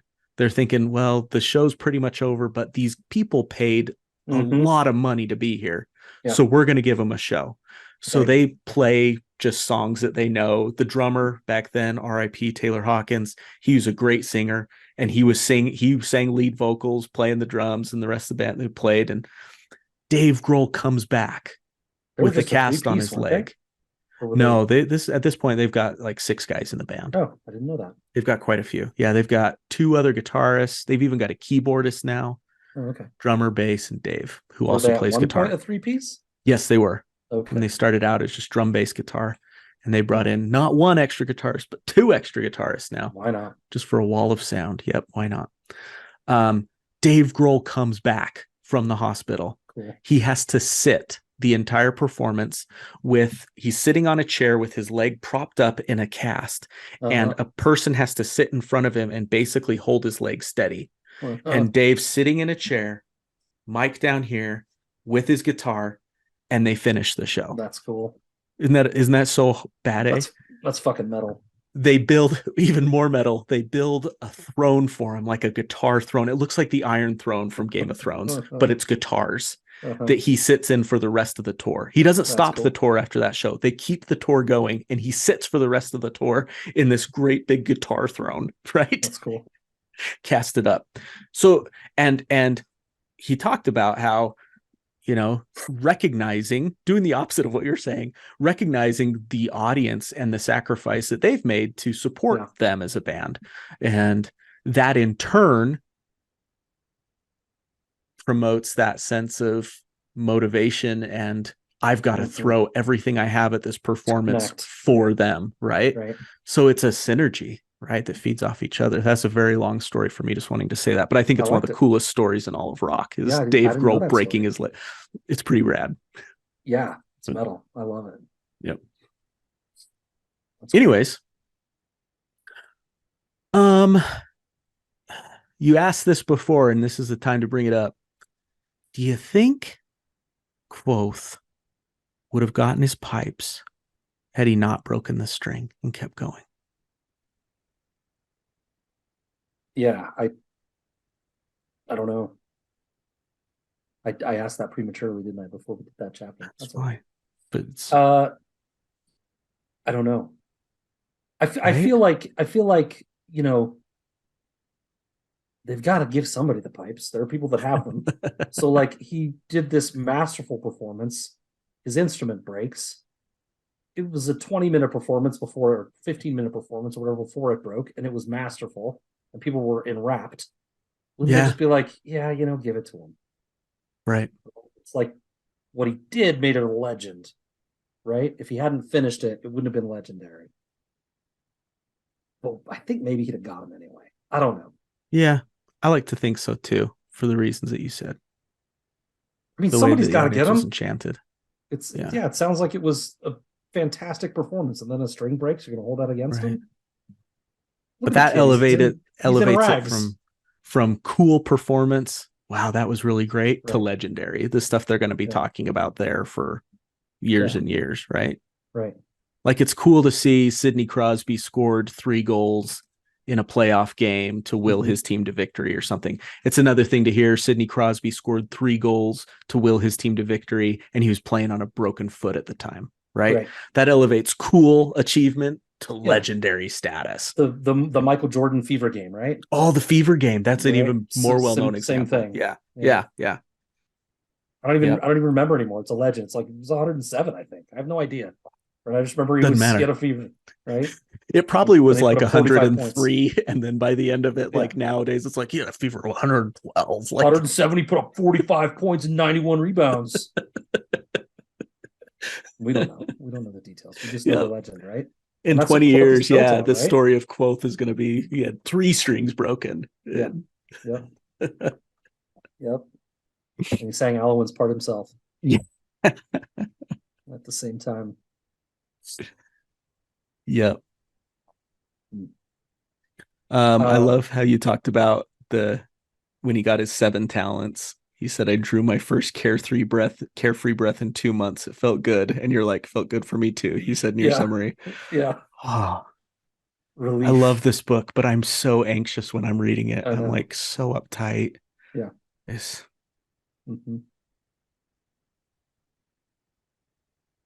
yeah. One of the women, the harpist. So he gets all these admirers coming by, right? Threep is one of them and pays him the 7 talents, which we're so grateful for. And he's, I think he's the most notable person that came by that we need to like take note of, But he did have the harpist lady come by, and she asked him if he'd show her some harp fingerings. Yep. Dude. And his friends won't let him live it down because he doesn't know that she's flirting with him. Yeah. And then I thought, I'm like, he's 15. And I don't know what to say about it, I guess. But I'm bringing it up. He's 15 and all these lecherous women are like, I mean, maybe he looks older, but he must. Goodness gracious. He must. He's 15. Leave the kid alone. Yeah. But anyway, he doesn't understand women at all. But I can't tell whether Kvothe is doing that on purpose or whether he still doesn't get that he didn't get women. Right? Feels like he must know now. He feels like he must know now. There have been times where I've realized later that like, oh, I think she kind of liked me. Crap. Yeah. Gosh, it didn't happen often. And when you're 15, you don't know anything. Right. I mean, remember how you were when you were 15. I mean, I wasn't the type of boy that girls liked. So didn't happen often. I had a girlfriend when I was 15. Did you? I think that was when I was 15. Yeah, her name was Brooke. We went to church together before I was a devout atheist. Yeah, nice. But I don't remember much about it, to be honest. Like we did, like I think I kissed her once, maybe, and it was awkward and terrible. Good man. But I didn't know what I was doing. I'd walk her home. Like I'm not really even sure she liked me. Like you know what I mean? Like you don't know anything when you're 15 years old. You don't know. Did you guys talk? Like have conversations? Yeah, on the phone and stuff. Yeah. I'm trying to remember like what I talked about with girls back then. I don't know what I talked about. I'm sure it was inane and boring. It's gotta have been so awkward. Yeah. Went to soccer today. Oh, cool. It was good. Scored a couple goals on the practice game. Biology was cool. Because at that age, you don't know how to like, maybe kids do these days, but you don't really know how to have a conversation. You know how to talk about yourself. That's how a lot of adults have conversations still. But I mean, I was going to say, if I didn't have this material to talk about, I'm not sure. Maybe I've just gotten lazy. or don't like it anymore. Like if I didn't have material to talk about, I don't know if I'd be good at this either. Mhm. Right? I mean, you and I talk, we banter beforehand and stuff, and we talk about our lives, I guess. But like, I don't desire even to call my best friend on the phone and talk for any substantial period of time. I don't want to talk on the phone. Right. Yeah. Do Yeah. you? Mm. Not necessarily. I'm not a guy that's like, hey, I just want to talk. Yeah, no, nope. Hmm. Maybe because I talk a lot at work. I don't know. I feel like I guess I'll. Long story short, too late. I think I was better at it then than now, Okay. but maybe not. Maybe I was Right. really boring. Right. Well, the way that a lot of people converse is they just talk about themselves. Yeah, It really like when I was a kid, I used to do this and this and this. And you'd say, when I was a kid, I do this and this and this. Oh yeah, when I was a kid, I do. And it's just basically trading stories. trading You're not stories really having a conversation. about like a third thing that you can both just talk about. Correct. Yep. The subject is always me doing Hmm. something, and that reminds you of you doing something instead Right. of like, hey, let's talk about Syria. And you're already, when that person is talking, you're already thinking of the next thing you're going to say. Right. Yeah, And so you're not really yeah, listening to them. yeah. Sometimes I hope I'm not that way. I think I consciously try not to be, but I Yeah, think sometimes I fall into it. I'm gonna try harder now. I'll tell you I that feel like much. you listen to me. Huh? I feel like you listen to me. Huh? I feel like you listen to me. uh, hmm. Yeah. That's all I got. Um, I love Threep. There's nothing to say, Just a I great guess. guy. But I don't love him as much as I love Willem. Willem is such like a Sweetheart. he is, but also like a masculine, like lord of I'm too tough to do anything. Dude, everyone's crying. You can just cry. Uh-huh. Like, just let down the walls, buddy. Give me a Right. big hug, you big bear. You know? I love that Yep. guy. Him and Sim are just the Yeah. classic polar opposite friendship Yes. type thing. And Yes. it's like, how are you guys even friends? But here Yes. they A are. Laurel and Hardy pair, or Hmm. I don't know what the good comparison is. Jay and Bob. There you go. Yeah, Willem could be a Bob. Dante and Randall. Mm-hmm. Neither of them is anywhere nearly as annoying as Dante, though. Started watching Clerks 3 the other day just for Did fun you? again, just to put something on. Was it fun? It's fine. It's fine. It's There are fine. moments. There are moments. That's the way I feel about all of Kevin's new stuff. There are good moments, There but are fantastic a lot moments. of Yeah. it's hard to get through. Hmm. But there's always like two or three like really good, poignant, this is human life moments Right. that pull me in. Right. But And the scenes with Rosario Dawson and Clerks 3 are those moments for yep, sure. yes, 100%. a couple of them for sure. Yeah. Yep. Well, do you want to jump out of the story a little bit and go to the interlude? Go to Kvothe. I think we're gonna go to an email. Oh, it's time. Yep. Let's totally do this. Yeah, we can do that. Let's do it. So, One more real quick question. okay. Would you have waited in your seat patiently as all these people came to talk to you without going to find Alan? Or would you have been more impatient and gone to find her like immediately? Scat, I hate to say it. I'd stay in my seat You think? because I would bask in the glory of the moment. I would 100% be like full of myself and be like, come to me, tell me how great I was. Okay. I think I would like hold court like that. Curiosity And I hate to say it. wouldn't get you. The curiosity would be there. Yeah. But I think the vanity would overrule it for the moment. Yeah. It hurts to say that, but I I didn't think I would about do it from that. that perspective, but maybe. Yeah. Okay. Ready to get this Maybe I'd email? be like, I really want to just a sec, guys. I really need to find this girl. Like, but wait here. Yeah, Please, yeah, I yeah. want you to tell me Wait how for me. great I am. Yeah. Like, If you're gonna leave, write it down. can you record it into this? Deok or Stanchion, can you record what they're going to say? And yeah, that'd be great. Hire me a chronicler. Get a picture of each one too, so I can. Never mind. We got an email.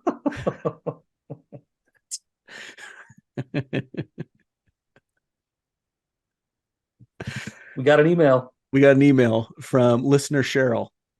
Listener Listener Cheryl had a Cheryl. great little question, and I'm so glad you're enjoying our coverage of the Chronicle, Cheryl. So we thought this was a good time to bring it up. Scad, can I read the question? Go for it. Yeah. Okay. Cheryl says, this is a question that's particularly relevant to the section on the name of the wind that you covered in episode 146. Kvothe spends so much time worrying about money. Yes, he does. He's surrounded by wealthy young nobles. He goes to Imre, where sponsorship is a thing. In fact, it's an important part of the economy. But not once does it occur to him to write a letter to the Baron who sponsored his father. Sure, the Baron might have ignored him or denied who he was, believing him to be dead, but it's worth a try, isn't it? Of course, I recognize that getting money from the Baron would remove the necessity of including Devi in the story, and nobody wants to see her go, but it absolutely drives me crazy that it doesn't even cross his mind. Seriously, it seems like a no-brainer. Scad, thoughts on Cheryl's email?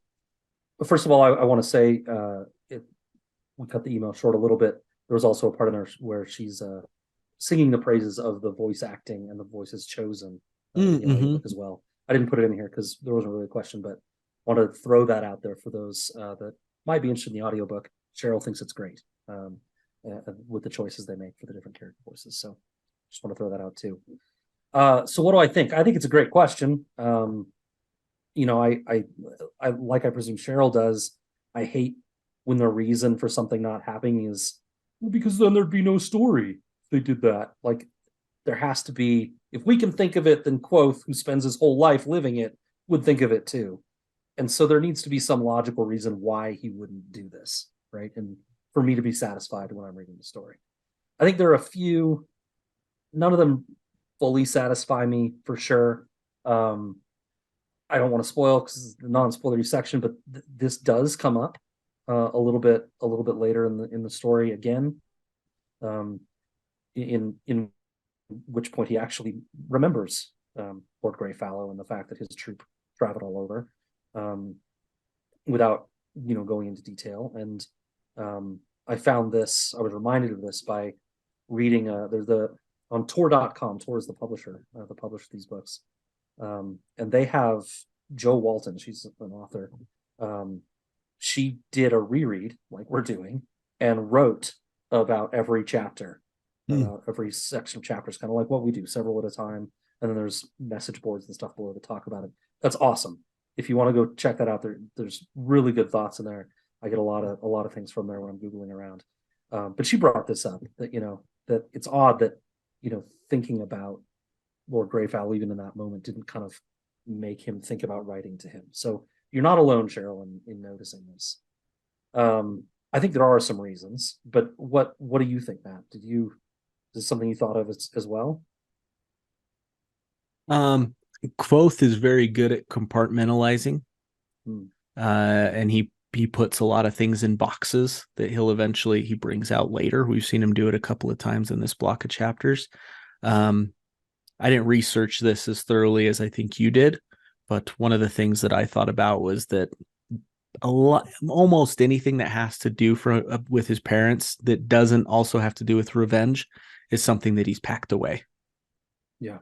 He's put it away, and it's not even a part of his life unless it has to do with the vengeance that he's seeking. And Lord Greyfallow is just part of that. Yeah, I think that's part of it too. A similar idea came up when Bast interrupts him at the inn, and he says, "Why didn't you go to Abenthy instead of staying in terrible Tarbean?" And that's the reason, kind of given then, right? Is that's not where I was, man. My brain was not in that place to go find things with this memory I was trying to bury, right? And he talks about the different doors that we use to protect ourselves and all that stuff. And so that was a reason for not going to find Abenthy immediately. And so I think some of those reasons hold true still.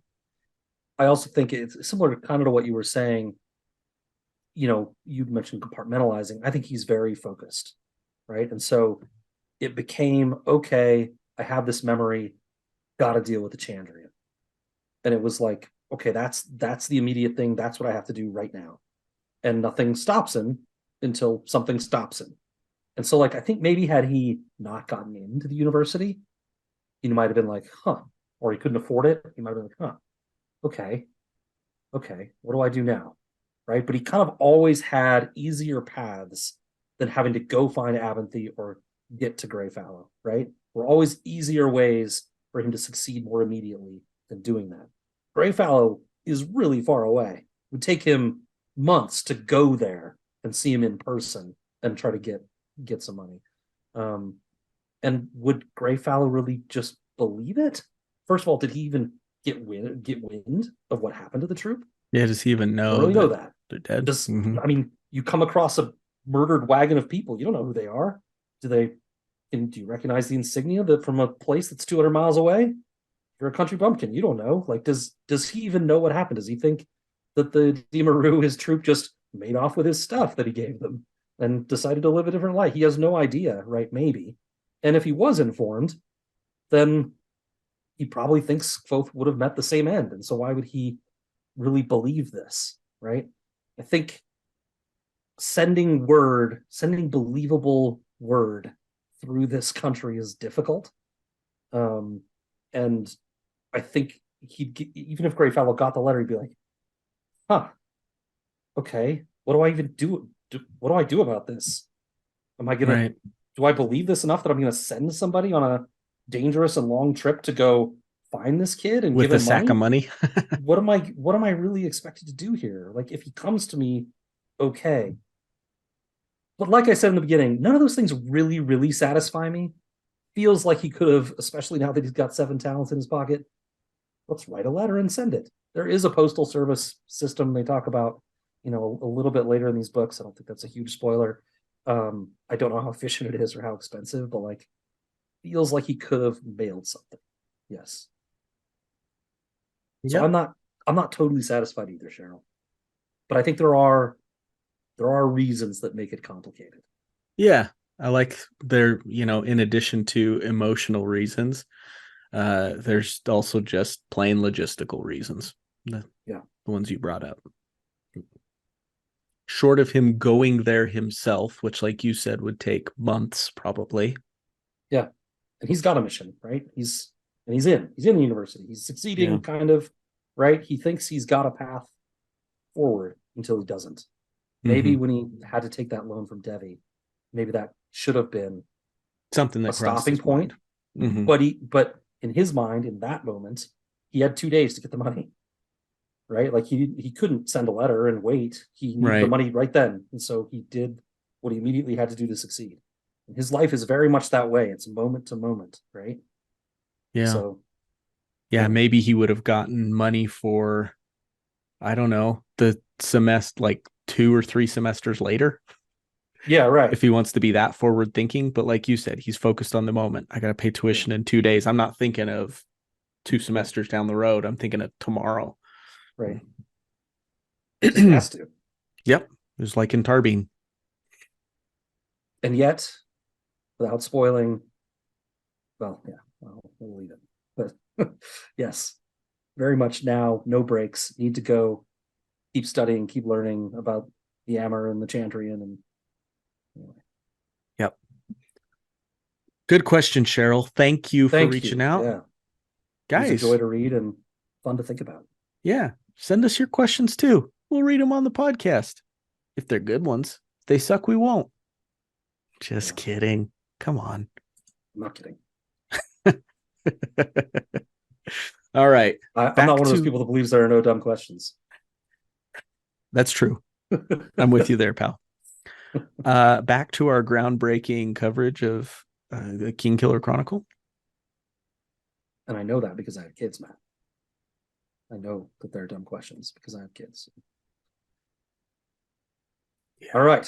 Yeah. Interlude. The parts that form us. It seems like it would be an easy transition to continue this story from where he left off, to relate how they came together and shared this moment of triumph. but Kvothe must describe this Eolian to move the story forward, and he just doesn't know how. His Eolian is crucial to the story, and getting her description wrong could wreck the whole thing. Here we learn that Bast has seen Denna, and he offers help. She had perfect ears, like they were carved out of something. He insists it is hard to find a pretty girl with the right sort of ears. But Kvothe, despite the ear help, is still struggling. There was something intangible and compelling about her, a spark. He can see no wrong. And Bast jumps in. She had a crooked nose, Reshi, and she had a narrow face. She was not a perfect beauty by any means. But even Bast concedes that she had something special. She had smiled at him, and it went right down into him. I'm just going to read part of the way that Kvothe describes her. If I can get back to the page. There it is. No matter where she stood, she was in the center of the room. Do not misunderstand. She was not loud or vain. We start a fire because it flickers, because it glows. The light is what catches our eyes. But what makes a man lean close to a fire has nothing to do with its bright shape. What draws you to a fire is the warmth you feel when you come near. The same was true of Denna. But apparently he had shared too much, because his face twists, his eyes grow dark and violent, and he tore Chronicler's pages up, making him rewrite the pages just before the description of Denna. Then start from a point of comfort in his narrative. He's realized he can't capture her beauty accurately, so he will just be brief. She was dark-haired. It was long and straight. She was dark of eye and fair-complected. Her face was oval, her jaw strong and delicate. She was poised and graceful. Finally, say that she was beautiful. Both, she was most beautiful. Though she was still beautiful to others, as we will see. That's the end of that chapter.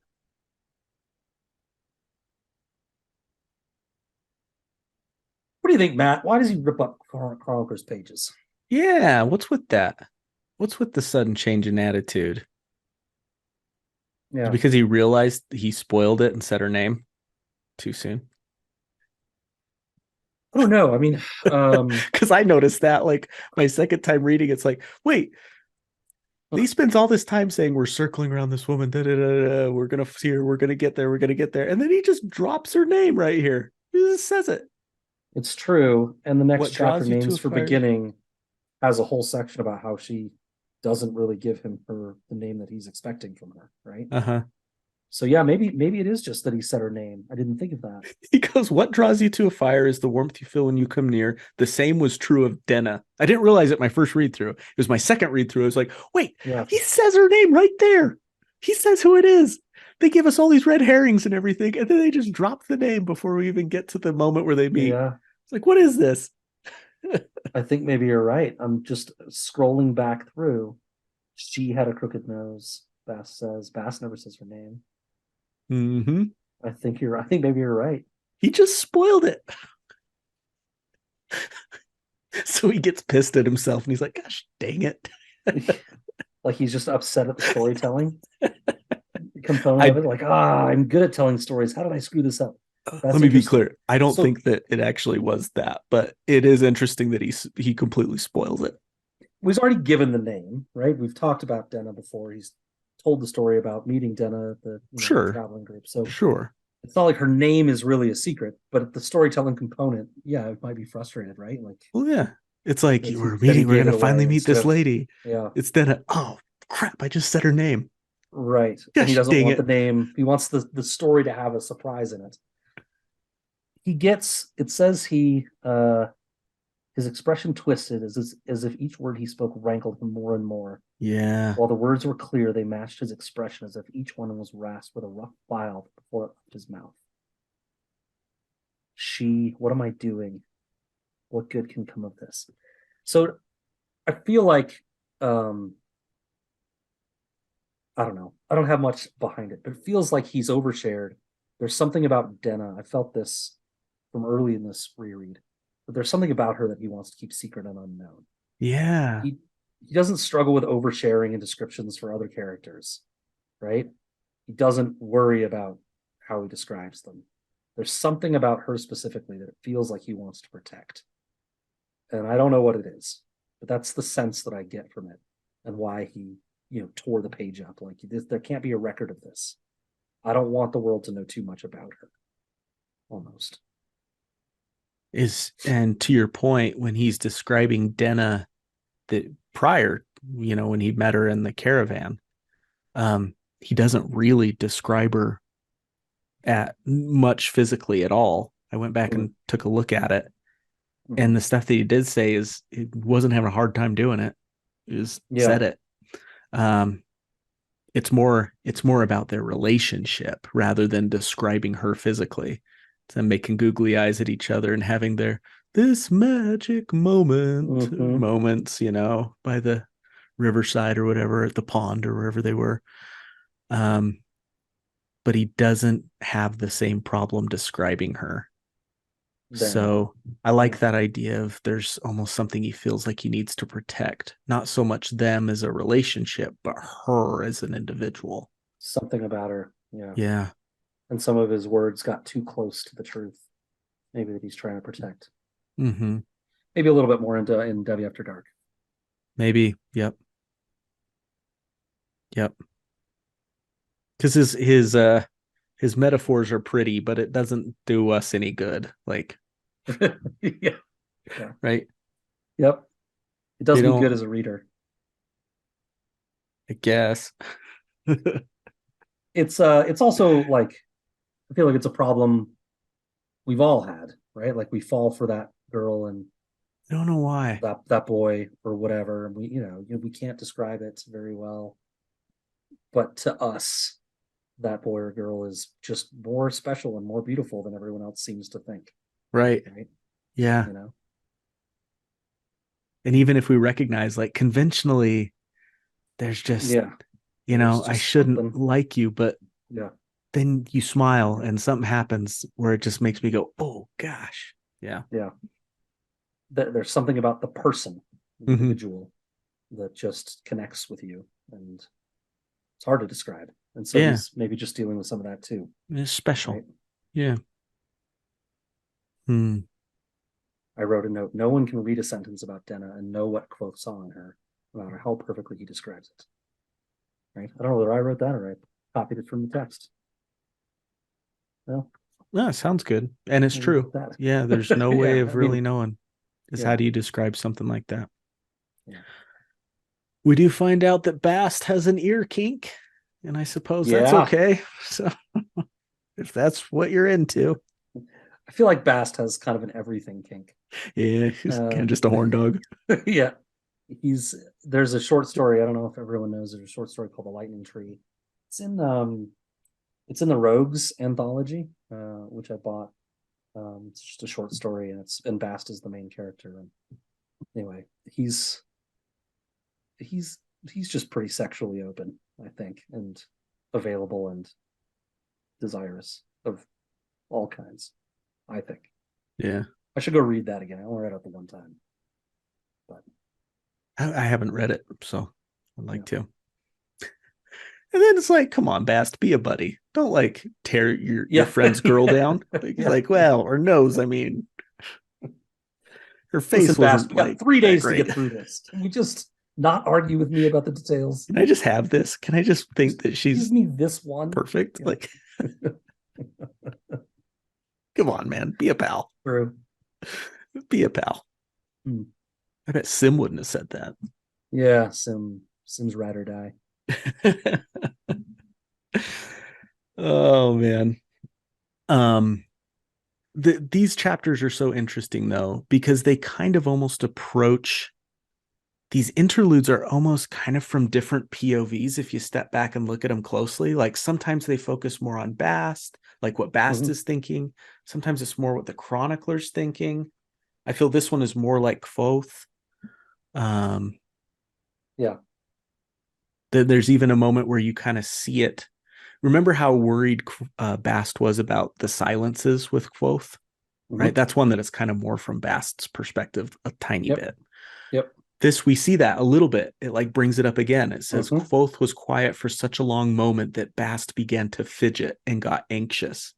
Yeah. And it's almost like we're seeing that, but we're seeing it from a different set of eyes this time. All we're seeing is him getting fidgety and anxious. But because we read the last interlude that was kind of more from his POV, we start to feel, we're like, oh yeah, he's worried about when Kvothe gets quiet. That bothers him. Yeah. Yeah. I like these interludes too for that same reason. We have very much a first person, narrative in the story within the story. Mm-hmm. And at the end we have what I think it's essentially a third person omniscient. Yeah, Seemingly. I mean, we kind of know it is. what all three of them are thinking. But yeah, but it kind of, Even Cobb and all those others. depending on the But yeah, interlude, it kind of shifts. leans on Yeah, different guys a little bit yeah, more. yeah. Right. Yeah, I'll have to pay more attention to that as we go forward. Does it shift within each of those interludes, or does it kind of lean toward one and stay there? I don't know. That's a good question. I don't know. To, But there's definitely ones that kind of lean towards Chronicler more and what he's thinking. yeah. The last one was Right. Bast. Yeah. True. Good stuff. Excellent writing. Are you ready for names for beginning? I am. As we have just learned, it was Denna that he saw. Surprise. Who's Alwyn. It had been half a year, a long time for two that had only known each other for 3 days. But in his heart, he had never forgotten Denna and kept a small hope alive of finding her again. And here she was, bounding toward him like a lit candle, barely in control. She smiled at him as he caught her in mid-bow. When she smiled at him, part of him shattered. In a good way, it changed him. He was caught by a smile and he would never recover. And speech would neither. While normally talkative, Kvothe was speechless in front of Denna. But the courtly manners his mother had taught him took hold, and he bowed, easing the interaction towards conversation. Put it lightly, they flirt, like a lot. Him insisting he was afraid she had left, her stating that she went to find him instead, quoting texts from little-known plays back and forth at each other, how cute, their room, etc. Kvothe admits he can't thank her enough for being his Alwyn, and when she asks what he can do, he insists that she take his pipes. Knowing their value, she refuses, and intimates that she would rather have a favor for him to owe her. As another performance proceeded below, Kvothe realizes that Denna has not used his name. She had forgotten him, he assumes, and it is now time to make a better, new impression on her.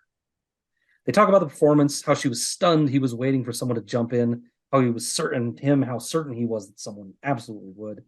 Denna admits that she almost didn't. After all, she barely knew the song, but only heard it a few times. At the height of flirtation, Denna's date appears. Oh, goody. It's Kvothe's friend, Savoy. They all sit together, Denna and Kvothe flirting still and sharing enough in common to make Savoy very uncomfortable. Savoy then asks Kvothe to take Simon as his partner in corners the next time they play, to repay him for coming to the Eolian that night at all. For without Savoy coming there with his date, there would have been no Alwyn to earn Kvothe's pipes. Kvothe blatantly flirts with Denna right in front of Savoy some more, offering to do anything within his power to provide the favor he owes. But she demurs, choosing to keep her favor for later. He asks only that he might know his lady's name whom he owes so much. She is reticent to give it, and they flirt some more, right in front of Savoy, some more, before they both reveal their names, again flirtatiously, whispering in each other's ears. Kvothe and Diane. Not Denna. Diane. Savoy glares at Kvothe, so he makes his exit. Diane expresses that she hopes to see him, and Kvothe replies that there is always hope. He did not kiss her hand as he left, as Savoy was right there, and you don't do that to friends.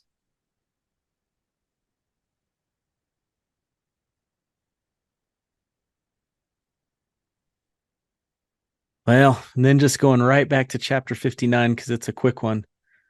Kvothe got drunk that night, and so did his friends. They stumbled back to the university, the night beautiful and perfect in a wild sort of way. But even more perfect is three friends, one dark, one light, and one fiery, knowing deep in their hearts that they're bound by a conviction that they will never grow old or die. They share a certain love that will never leave them, and nothing is as important as this. That's my second of my favorite chapters in here. It's beautiful. Yeah. You can just see it, right? The three of them just kind of stumbling over this giant bridge, Right. Just together, just on the same page, the same phase of their life, trying to conquer similar problems, just bonded, Mm-hmm. Just bonded. a brief period of my life where I kind of felt that with a lot of my college friends, and it just really resonates with me. Right. I love it. Yeah, when you kind of move on with life, it's like those friendships remain, but it's not quite the same, right? Yeah, for sure. Yeah, we all move, in different directions. We're not even physically sometimes in the same space, same area. Mm-hmm. But yeah, you just life moves on. You have to leave that common knowing, that common understanding. You have to leave it behind. Right. But you do too. You feel invincible, right? Yep. Feel that for certain you'll never die, which is just such a aggressively cocky attitude to have. But I feel like most young people feel that way, right? 100%. 100%. And then before you know it, you're 38 and you've got tendonitis in your freaking arm. Sucks. It does suck. Among other things. Yeah, there's a lot. People deal with a lot more than that. So, but it's an annoyance. It's an annoyance, Scad. Also an annoyance. Poor Savoy. How many times did I use the word flirt in that summary? I didn't know any other way to put it, I'm but it glad you feels did. like Because you have to hammer it home. Like, and he's right there. Like her date is right there. Yeah. And yeah, Kvothe the hero of the story. We love him. We've already seen that Savoy is, he's a nice enough guy. He's also comes from a lot of privilege and everything. Yeah. But, you just like the whole time they're talking, I'm just imagining Savoy just looking back and forth at each of them and his face just falling, Mm-hmm. Just his hands clenching tighter and tighter. Just like you're not supposed to be the third wheel on your date. Yeah. Yeah, exactly. But I wonder, like, I feel like as soon as she opened her mouth to sing and he heard this event happening, at that point, wouldn't you be like, well, this is probably over. There's something happening like here. The writing's kind of on the wall when that happens, isn't it? Yep. Like, this will be our first and our last date. Yep. Yeah, probably. Yeah. Very true, man. Very true. No. Oh, crap. Well, on to the next one. Do you buy this garbage about them forgetting each other in 6 months? Absolutely not. I was going to ask you the same question. I mean, you can meet somebody for a couple days and not remember them in 6 months. I believe that. But not the way they met. They spent a whole night on a stone talking about all sorts of things together. And I even went back and looked at that chapter, and it talks about how she was studying his face and everything. 6 months, you don't change that much in 6 months. Correct. I don't care if you got a new set of clothes or. Yeah. The emotional reaction she had to him playing that song that we read earlier in the episode, she 100% knew it was him. And I wonder if she was thinking the same thing. Does he not remember me? Right. And so I'm like, Kvothe, you freaking genius. You didn't use her name either. Maybe she thinks you don't know her. Or exactly. But neither of you want to use real names for some reason. Right? But yeah, I don't buy it. I mean, I remember when I was, it was right before Shelton and I actually got together. It must have been like Eolian and I got together in January. Must have been like in October or something. I went bowling with a bunch of my brother's friends and stuff to the bowling alley, and there were just a bunch of college guys and girls hanging out basically. And I met this girl named Shelly there. And even though I started pursuing Eowyn later, basically that same night, I still remember her. Like I still remember that story. Like we spent 3 hours together and didn't have any sort of connection really at all, other than a little mild flirtation. They studied each other, like you said. Like there's no way that they're forgetting each other. Yeah. In 6 months. Yeah. Zero chance. They're idiots. That's what they are. Yeah. They're being idiots right here. It even says she ran up to him and then like stopped. Like, yes, I got to be careful about maybe he doesn't remember me or something. Like in 3 excited skipping steps, she closed the distance. Anyone ever done that to you, Matt? I don't think anyone's ever been that excited to see me, even my kids. Yeah, exactly. I'm trying to think. Has anyone ever been that excited? I will remember that one of the most heartwarming things, Ice and Fire Con, meeting everybody for the first time. And Eliana from the Girls Gone Canon podcast. Oh, yeah. Running across the parking lot and Wow. just throwing herself into my arms for just the greatest big old bear hug ever. And that was really rewarding. That felt good, you know. Miss Eolian. I haven't talked to her in a long time. Yeah. Hope you're good. Hope you're good, girl. Good Eolian. Denna's last words to Kvothe before they parted the first time was, "I guess I'll just have to come looking for you then." Actually, I don't know if those were the last words, but it was part of the final conversation. Right. You wonder if did she come all this way to find him? Don't know. I think, we learn, without spoiling, we learn more about Denna in coming chapters. But at this point in the story,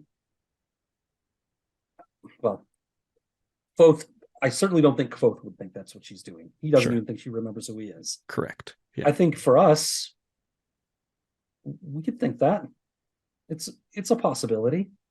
She showed up with a date. Was that just maybe just to do you go looking for somebody with a date when you're trying to look for them and find them and connect with them? I don't know. Yeah, maybe she's just trying to learn about him and what he was up to in life and everything. I don't know. It's a sweet chapter. It's a sweet chapter. It is. It's awkward at parts. I found myself feeling bad for Savoy at parts. Yeah. Nevertheless, it's a sweet chapter. I have another music thing for you. If you'll I'm the expert on all things music. I know. As I've proved here tonight. I know everything. You impressed me with the A, the playing the different sorts of ways. Hearing something only a few times and knowing how to sing it. Yes or no? No, not something like that. Yeah. I mean, there's earworms out there, Yeah. There's those songs that you can hear a couple times on the radio and you've got it. But I feel like a song this complicated. Yeah. It's not something you're just like, oh, I've got the counter melody part that I've got to sing to this. Yeah, I mean, she probably heard it no more than 5 or 6 times total. Right. And memorized it. And can sing this complicated counter and never sung it. Yeah. Yeah. I'm reminded of Evan Smith told a story about Johnny Depp, and I know Johnny Depp's canceled and everything, but he told a story about Johnny Depp on the set of what is that, Yoga Hosers? Mm-hmm. And he says, Johnny has this big scene I think it's in a restaurant or something, where he's a detective and he's trying to put together all these clues, and it's a big monologue. And he showed up the day they were supposed to shoot, and Kevin's stuff is pretty shoestring, right? Like, he doesn't have tons of days to screw around and make something take 2 days that needs to take 1. And he didn't know that she was supposed to shoot it. And he's like, okay, what do we got? Kevin's like, okay, what do we got to move around to do this another day? And Depp was like, well, hold on a minute, right? Give me 5 minutes or whatever. And he sits down with this monologue at like a booth, and he just memorizes it and just does it. And Kevin's just like astounded. Mm-hmm. He's just like, how do you? He's like, well, I've been doing this a long time. You get tricks of the trade, and so like maybe what I'm getting at is a long way to get there. I know what I'm getting at is like, maybe if Denna was a trained musician of many years and had all sorts of tricks to do these things and experience in the business and just knew her own instrument well enough and had so much experience with music in general and songs, maybe she could pull this off. Right. But a 15-year-old, 18-year-old girl, doesn't seem like she'd have that experience under her belt. Yeah. Anyway. Seems unlikely. Maybe they're just I just thought of this. We have millions of songs at our fingertips, and we're just inundated with music constantly at our own will, right? If we want to be. Yep. In this world, It seems 12 like there's songs. like a lexicon of songs, and that's just it. Those are the songs that exist. Like, I believe that. I believe there's certainly fewer of them, and probably they're not even always the same when you hear them, sure. right? Because like you travel and then people are like, you play it this way? I've heard it this way, and so I do it that way. Mm-hmm. But she admits she had never heard it before. Right. So I don't think this was in her lexicon, but Yeah. anyway, Unlikely. it's Unlikely. okay. Yep. I've got another theory about it when we get to Debbie After Dark. We'll talk about that maybe. Okay. Maybe. Okay. This is a tiny thing, but I love the callback to the interlude we just read. Mm. Kvothe says, "You have an incredible ear." Dennis says, "You're not the first man to say that, but you might be the first to Oh, say it while actually looking at my in my ears." ears. Yeah, that's funny. Bass would have said it. So just a fun little callback. Uh, that is funny. There's this is a book that names mean a lot. I like the call out to when they're doing their little playful flirty banter about the names, and Diane says to him, I can get your name anytime. All I have to do is ask That's Savoy this your guy. name. He's like, he can tell you my name, but he can't give it to you. You can't give it. Um, and it's interesting given the context of naming and like knowing something's true name, and like you can only really understand maybe someone's essence if they give it to you themselves. If they I don't know if allow it it. means Yeah. anything, but it's metaphorically nice. Metaphorically nice. I like that. I like that you're bringing that up. That idea that you, you can't just take anything, that for there to be true meaning to something needs to be some agency exercised and willingly giving it Consent. up. Yeah. Yeah. Consent. There you go. Yeah. That's a great way to describe it. It's pretty beautiful in like all aspects, not just this. Yeah. Yeah, he makes lots of distinctions in this chapter like that make you just think on a it's hard to describe, but it makes you think and you go, "Oh yeah, that makes sense to me." Yeah. Like where before she had been pretty, now she was lovely as well. Mm-hmm. I don't know how to Yeah. describe that or explain that or analyze it, but Yeah. I get it. Yeah. You know? Seasoned, or like no longer. Yeah. I don't know how to I describe don't it even know either. how to describe it, but I There's get just it. another I get layer. what he's Yeah. Yeah. talking Yeah. about. Yeah. Right. Yeah. Yeah. Anyways. He also doesn't share her name back when she gives it to him with Savoy, who probably already knows her name, but he still Mm-hmm. doesn't. He still doesn't give it. Right. It's not his to give, so he doesn't say it. Right. Anyway. Ooh. Oh, the shattered by the smile. Our episode title, Caught by a Smile. Mm-hmm. Lovely. Hmm. Well, I think that's all I got. I got one more little thing. He owes both Denna and Savoy favors, and Savoy immediately makes the favor about money. You have to take Sim for corners, which is a game they play and they gamble with, right? But Denna's not interested in money. She could have had the silver pipes, which are worth money. She's interested in something personal, right? I think it's a classist kind of way that he's related this, right? Savoy's rich. Everything's about money. Money is the thing that has value. Denna's never had money. She's more interested in secrets and favors and getting by, right? Right. She'll get by without money. Anyway, just some It's interesting. observation. Yep. Yep. It is about money with Savoy. I mean, from the first moment we meet him, it's Yep. about money. Yeah. Right.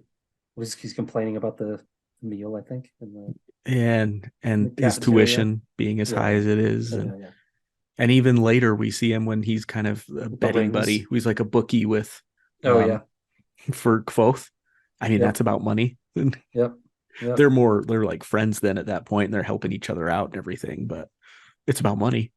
I don't think they're friends after this. Oh, even though It's Kvothe pretty bad. says that's not the sort of thing friends do. Oh boy. Yeah. Oh boy. Oh boy. Yeah. Well, Scad, I did just sit back for a second. I wanted to throw this in before Debbie After Dark. This doesn't necessarily have to do with these chapters that we just discussed, but this whole block to this far. You know, we're about the halfway point of this book, a little more than halfway through, right? I wanted to just track for a minute and see how far we've come in half a book. That's what's amazing to me about this book, right?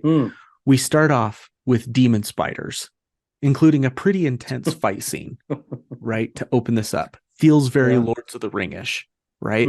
Yeah, it does a little bit. Then we go to this idyllic traveling caravan, a family lifestyle, and it's all theatrical and fun. Then we get a wise old alchemist who teaches a young boy how to move things with his mind. Feels very Star Wars-y almost, Obi-Wan Kenobi, Luke Skywalker. Then we have this intense, very graphic, violent death scene by demons, right? Then we get a kid living alone in the wilderness for some time. Then we get a kid living alone in a big city for 3 years where he learns to steal, survive, and take revenge where he can.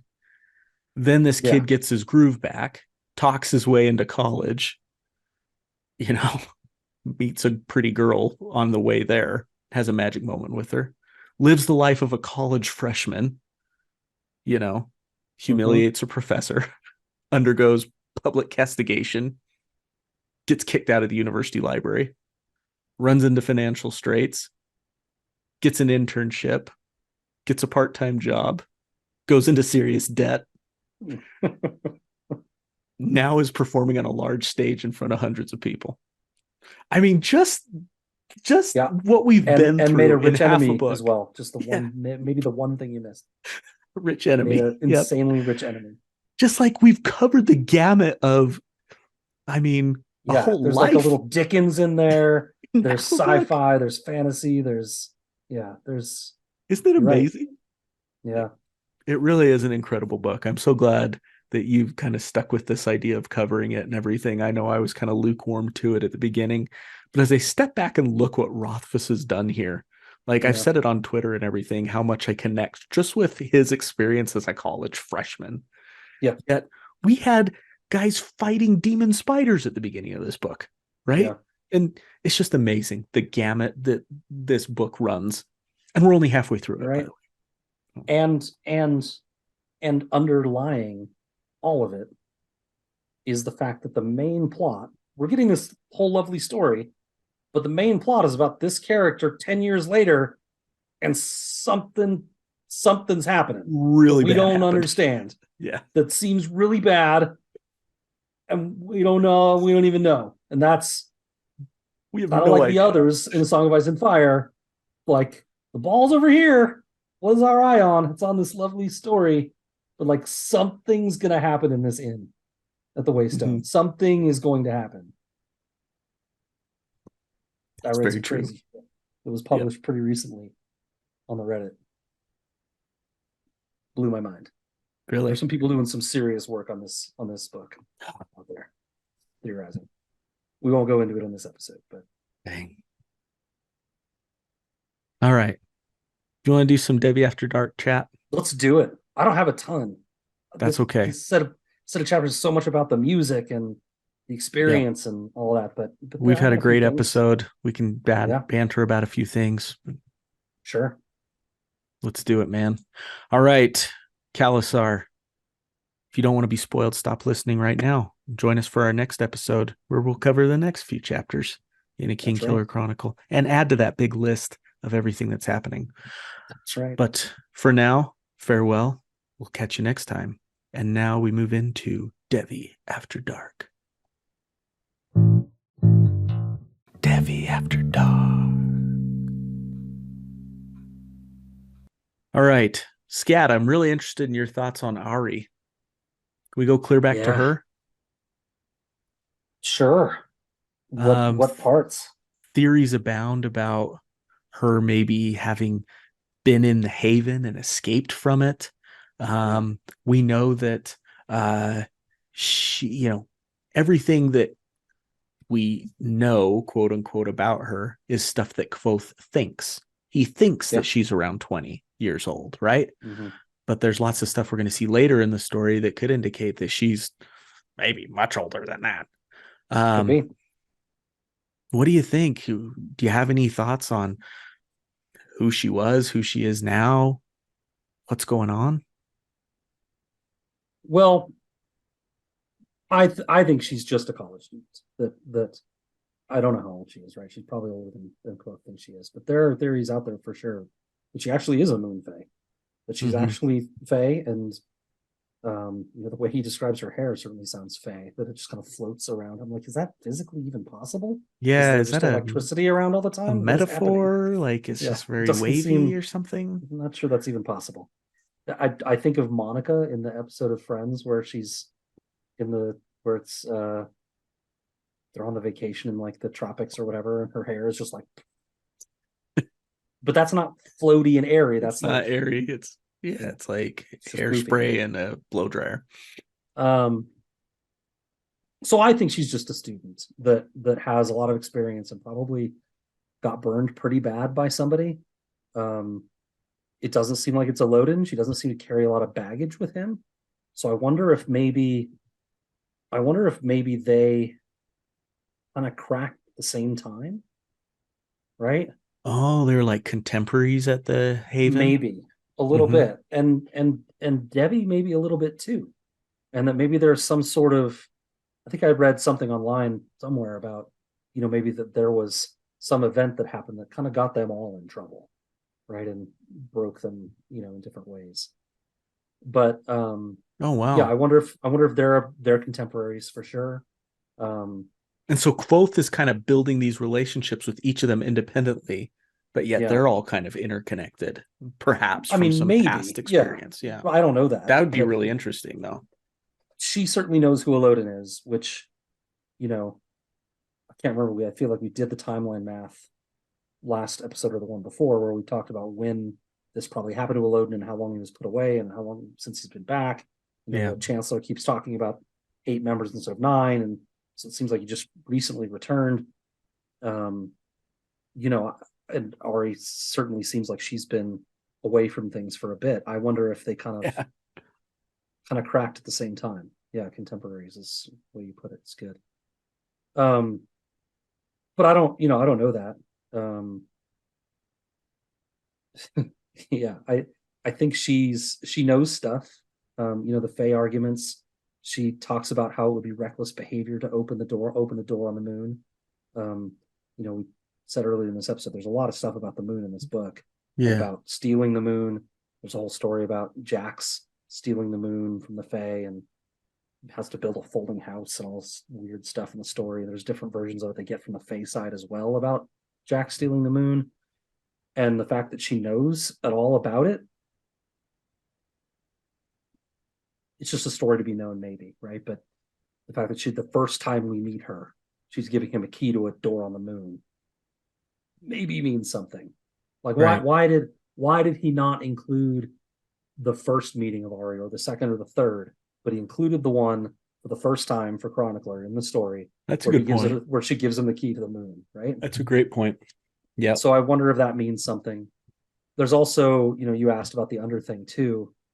The under thing we come to learn, and if you read the Slow Regard of Silent Things, there's a short story in which Ari and Kvothe are really the main characters. Actually, I think Ari is really the main character. Ari, yeah. I only read it once, but you learn a lot about the under thing and how it's different areas and stuff. And it's basically a buried city. And I think we talked about it in a previous episode. It's probably one of those 7 cities that was destroyed during the Creation War, right? And this key could, if it's not really, a moon key or something, this key could be more tangibly a key that actually opens something in that city. Maybe something that gets you to the 4-plated door or even through it. One of the keys to the 4-plated door. Seems like a pretty important thing that somebody would put in Ari's hands or misplace. But maybe that's what cracked her. They were researching this stuff just like Kvothe is, and they found one of the keys, and Well, I don't know, right? I mean, there's no evidence for any of this, I don't think. Yada But yada yada. yada yada yada. She's got a key to the four-wheeled door, right? Probably not, but like it could be the key to something in the Under thing, right? That's meaningful. There are people that think, if the Under thing really is one of those 7 cities, that it perhaps has a gate to the Fey realm, right? And that maybe this is how Haliax came through or something, right? Right.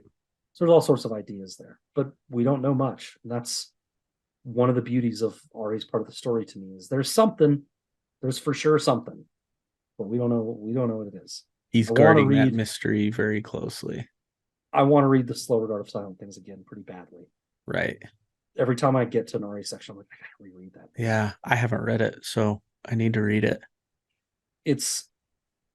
I gotta be honest, it wasn't my favorite, right? But I think that's probably because I was looking at it I'd finished maybe just entertainment, twice, and I was like, maybe this will progress the plot, and it doesn't. Like it's not really about that. It's like a character piece almost. I mean, it's yeah, but there's probably little stuff in it now that I'm reading more closely that means more, right? Right. Anyway.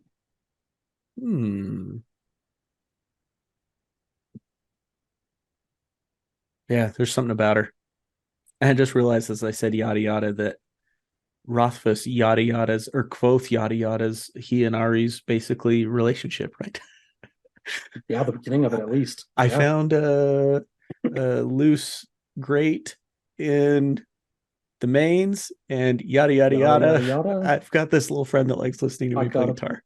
I got a best friend that brings me keys to things. To the moon. Love it. I love it. What else do you want to talk about? You want to talk about Ambrose real quick? Yeah, he broke the string, right? No question. It seems based on the scene we had with in the classroom, right, where it almost died with the binders chills. I mean, I think that's meant to be like a forewarning that when we see these symptoms, that's what was happening. So right. Yeah, it makes sense. I mean, all the evidence lines up. He leaves right after. It makes sense that that's what's going on. The undertone to that I don't remember whether we actually ever get confirmation. I think I always felt like it was true. So if we ever get confirmation, I just didn't remember because I was like, yeah, of course. Right. Go ahead. Sorry. No, I'm glad you said that because it's like, well, then why does it even matter if we don't even get confirmation? But the dark undertone to that is that, and I don't know that Kvothe's ever pointed this out, maybe because he hates the guy, but the fact that he was able to do it and pull it off shows that he's skilled. He to this point he comes off as simply a bully in my mind. Yeah. A bully, all the terrible things in the world he is. Here we learn that if he was able to pull that off, he's pretty good at this sympathy stuff. Yeah, I think. Yeah, and maybe emotion went into it. I think he's probably pretty good at a lot of things. I think, just like you said with Will and Sim, they don't like him, so they don't talk well about him. But probably he's good at lots of things. And Kvothe is doing a good job, or Kote is doing a good job telling the story because he didn't know yet that he was good at all these things. But I think he said a few times, or at least for sure he said once, I was foolish for not taking him as seriously as I should have. Good point. Yep, I do remember that. And I'm certain there's reasons he's saying that, right? And we get, I mean, there's a lot more of Ambrose to be had in this book, and he fucks Kvothe's life up big time. So really it's significantly. Coming. Yeah, it's coming. And he's certainly skilled. He's got connections. He's smart. He's clever. He's not as any of those things as Kvothe is, but he's got more resources and some time on his hands that Kvothe doesn't have. And so it's like villains, right? Like you get all the stories about superheroes. I feel like maybe we talked about this recently, but you get all these stories about superheroes. And it's like, oh, well, they're fighting this villain this week and then another villain the next week. And it's like, well, those villains they're taking all this time that they've got on their hands to like prepare these things that are going to screw with the superhero or steal the money or whatever. Well, the superhero 100% of the time is dealing with a villain. Most of the time, the villains are just sitting there planning and plotting and trying to make this thing perfect. Yeah, what's They going don't on have in their anyone to life? deal with. Uh-huh. And this guy's always running in circles. Well, that's Kvothe is always running in circles, trying to live, trying to get money, trying to just survive.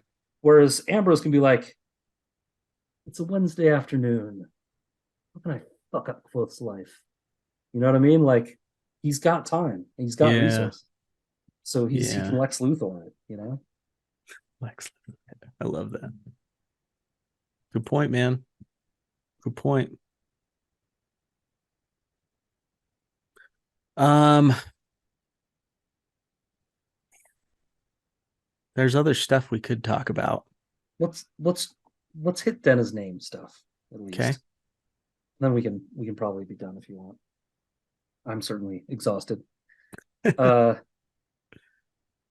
think I said part of this earlier a little bit, but this is a book with the word name in the title. We know that naming and knowing the name of something gives power and control over it, right? Knowing its true name. And I think by Denna's refusal to play the game with her name, she's telling us that she's going to be a wild card in this story. She's an unknown. She is not understood. She's not gonna be understood. Kvothe is going to have a hard time trying to figure out her true essence and name. And I don't know, maybe he'll get it, but does that add to his frustration that he demonstrates in the interlude? I think so. I part of me thinks she's Fae as well. I think I have a small theory that everyone's Fae at some point. But I'm having difficulty understanding this person. Must be Fae. Must be Fae.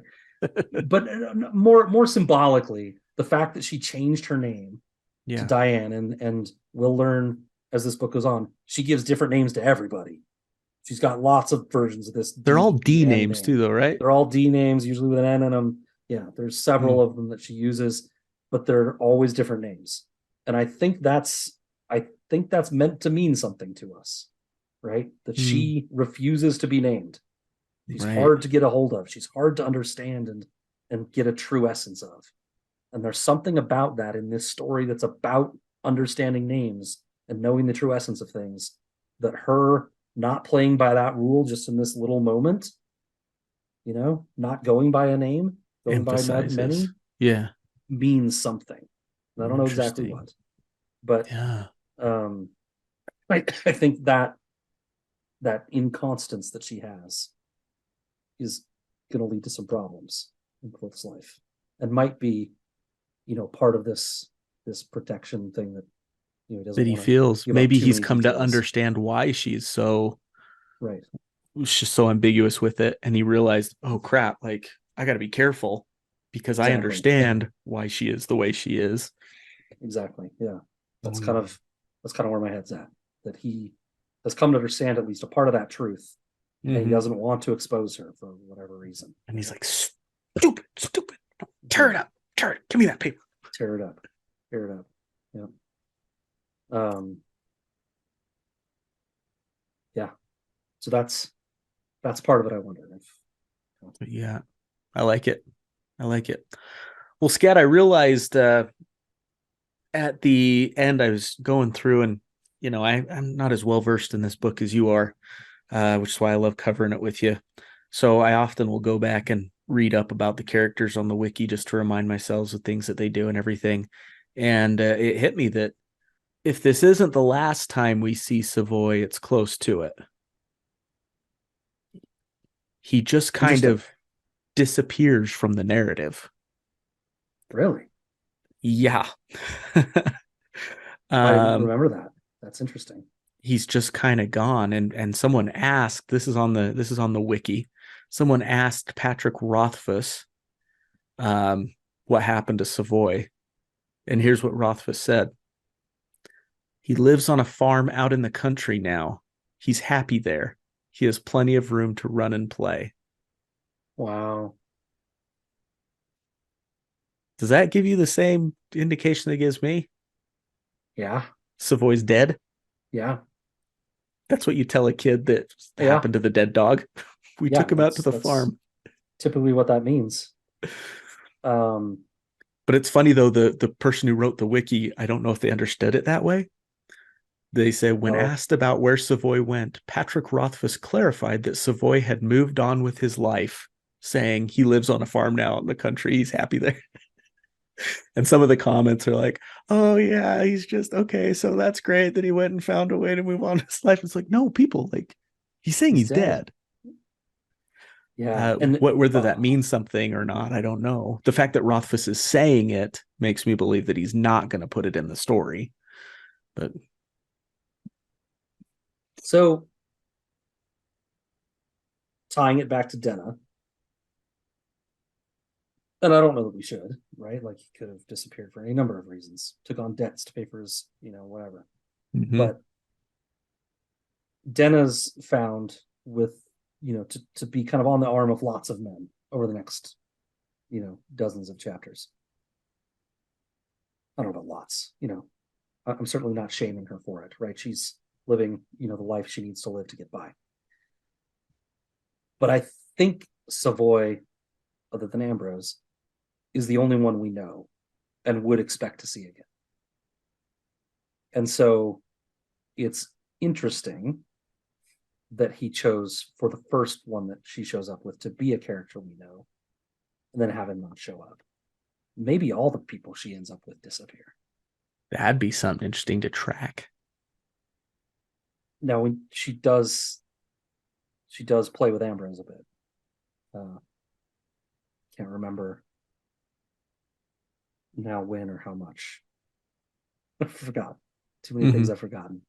But, we know he's still around. So that theory doesn't exactly hold water unless you believe that Denna's future patron is somehow tied up with Ambrose, which some people do believe.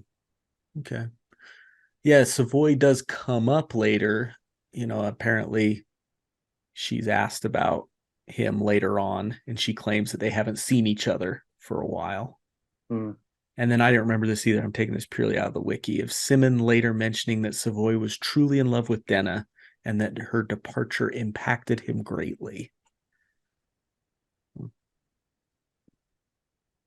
Like his life. Yeah. So I don't know. Interesting. Okay. So interesting. Bye, Savoy. Yeah, I'm gonna go look up Savoy now. theories as soon as we hang up, I think. Rothfuss has written quite a sweeping tale here, and he has, readily admitted that it's been hard for him to keep up with it. And obviously we don't even have a third book yet. It could have been an instance where he kind of just forgot about Savoy. And he's like, yeah, I'm not really interested in including him in the story anymore. So you asked me the question. Yeah, he's dead. Yeah. we get that a lot with George, right? Right. Where we're like, what happened to this guy? He's like, dude, I just got 900 characters. Yeah. Like, I didn't need him for a while, right? Nothing happened to him. I just didn't need him for a while, probably. Pat's story feels tighter than that. For sure. But still there's room for like, yeah, I just didn't. I was done with the guy. Yeah. Not part of, how many people enter your life and leave and aren't really a huge part of the story that you would need to tell to the Not everyone gets the happy ending and the hero moment or whatever. They just needs to be mentioned beyond their little bit part. Yeah. Right? They're just done. Yeah. All right. Well, is this a good place to stop? Let's do it, man. Let's do it. It was a good episode. I liked this. Was fun. I always enjoy talking with you about it. Absolutely. Agreed. All right. I don't have anything too crazy for my sign off today. I really don't normally. But our friend Steph, I'm having trouble with names today. Our friend Steph and I were just going back and forth about Carole King and how much we love her as an artist today. So this is Matt signing off with a classic Carole King line. If there's any answer, maybe love can end the madness. Maybe not, but we can only try. Carole King, wonderful, wonderful writer. Wrote quite a bit for Mariah Carey, I think. Yeah. She said she never wanted to be a performer. She always just wanted to write. but she was just too There's a dang good. musical about her that I saw. The Mhm. King musical, I think. It was Yeah. good. As I recall. One of my favorites. She's written so many good songs. Anyway, Mhm. for my sign off, I'm gonna say, if you want to dive down some rabbit holes after listening to this, and you're jonesing for more stuff, just Google "the Waystone is a bomb." A bomb? A bomb. I thought you said a bong It's for a second. Like, it's by a guy. It's on Reddit. And it's by a guy named Smurfalicious. And I went down some rabbit holes with some of his stuff. with Smurf. Smurfalicious, Uh-huh. and he is putting in the work. He's got a whole bunch of stuff, but the Waystone is a bomb is really interesting. Bring your chemistry hat, but it's interesting for sure. So if you're wanting to dive deep, check that out, Kalasar. All right. Hey, I respect the hustle. I Indeed. respect the hustle. Respect the hustle for those that can do it when I can't, because I Yep. can't. Yep. Thank you for This is all the hustling I got. doing the good work. All right, great talking, Matt. Kalasar. Good night, Scad. Good night, Kalasar. Be all in the flippity.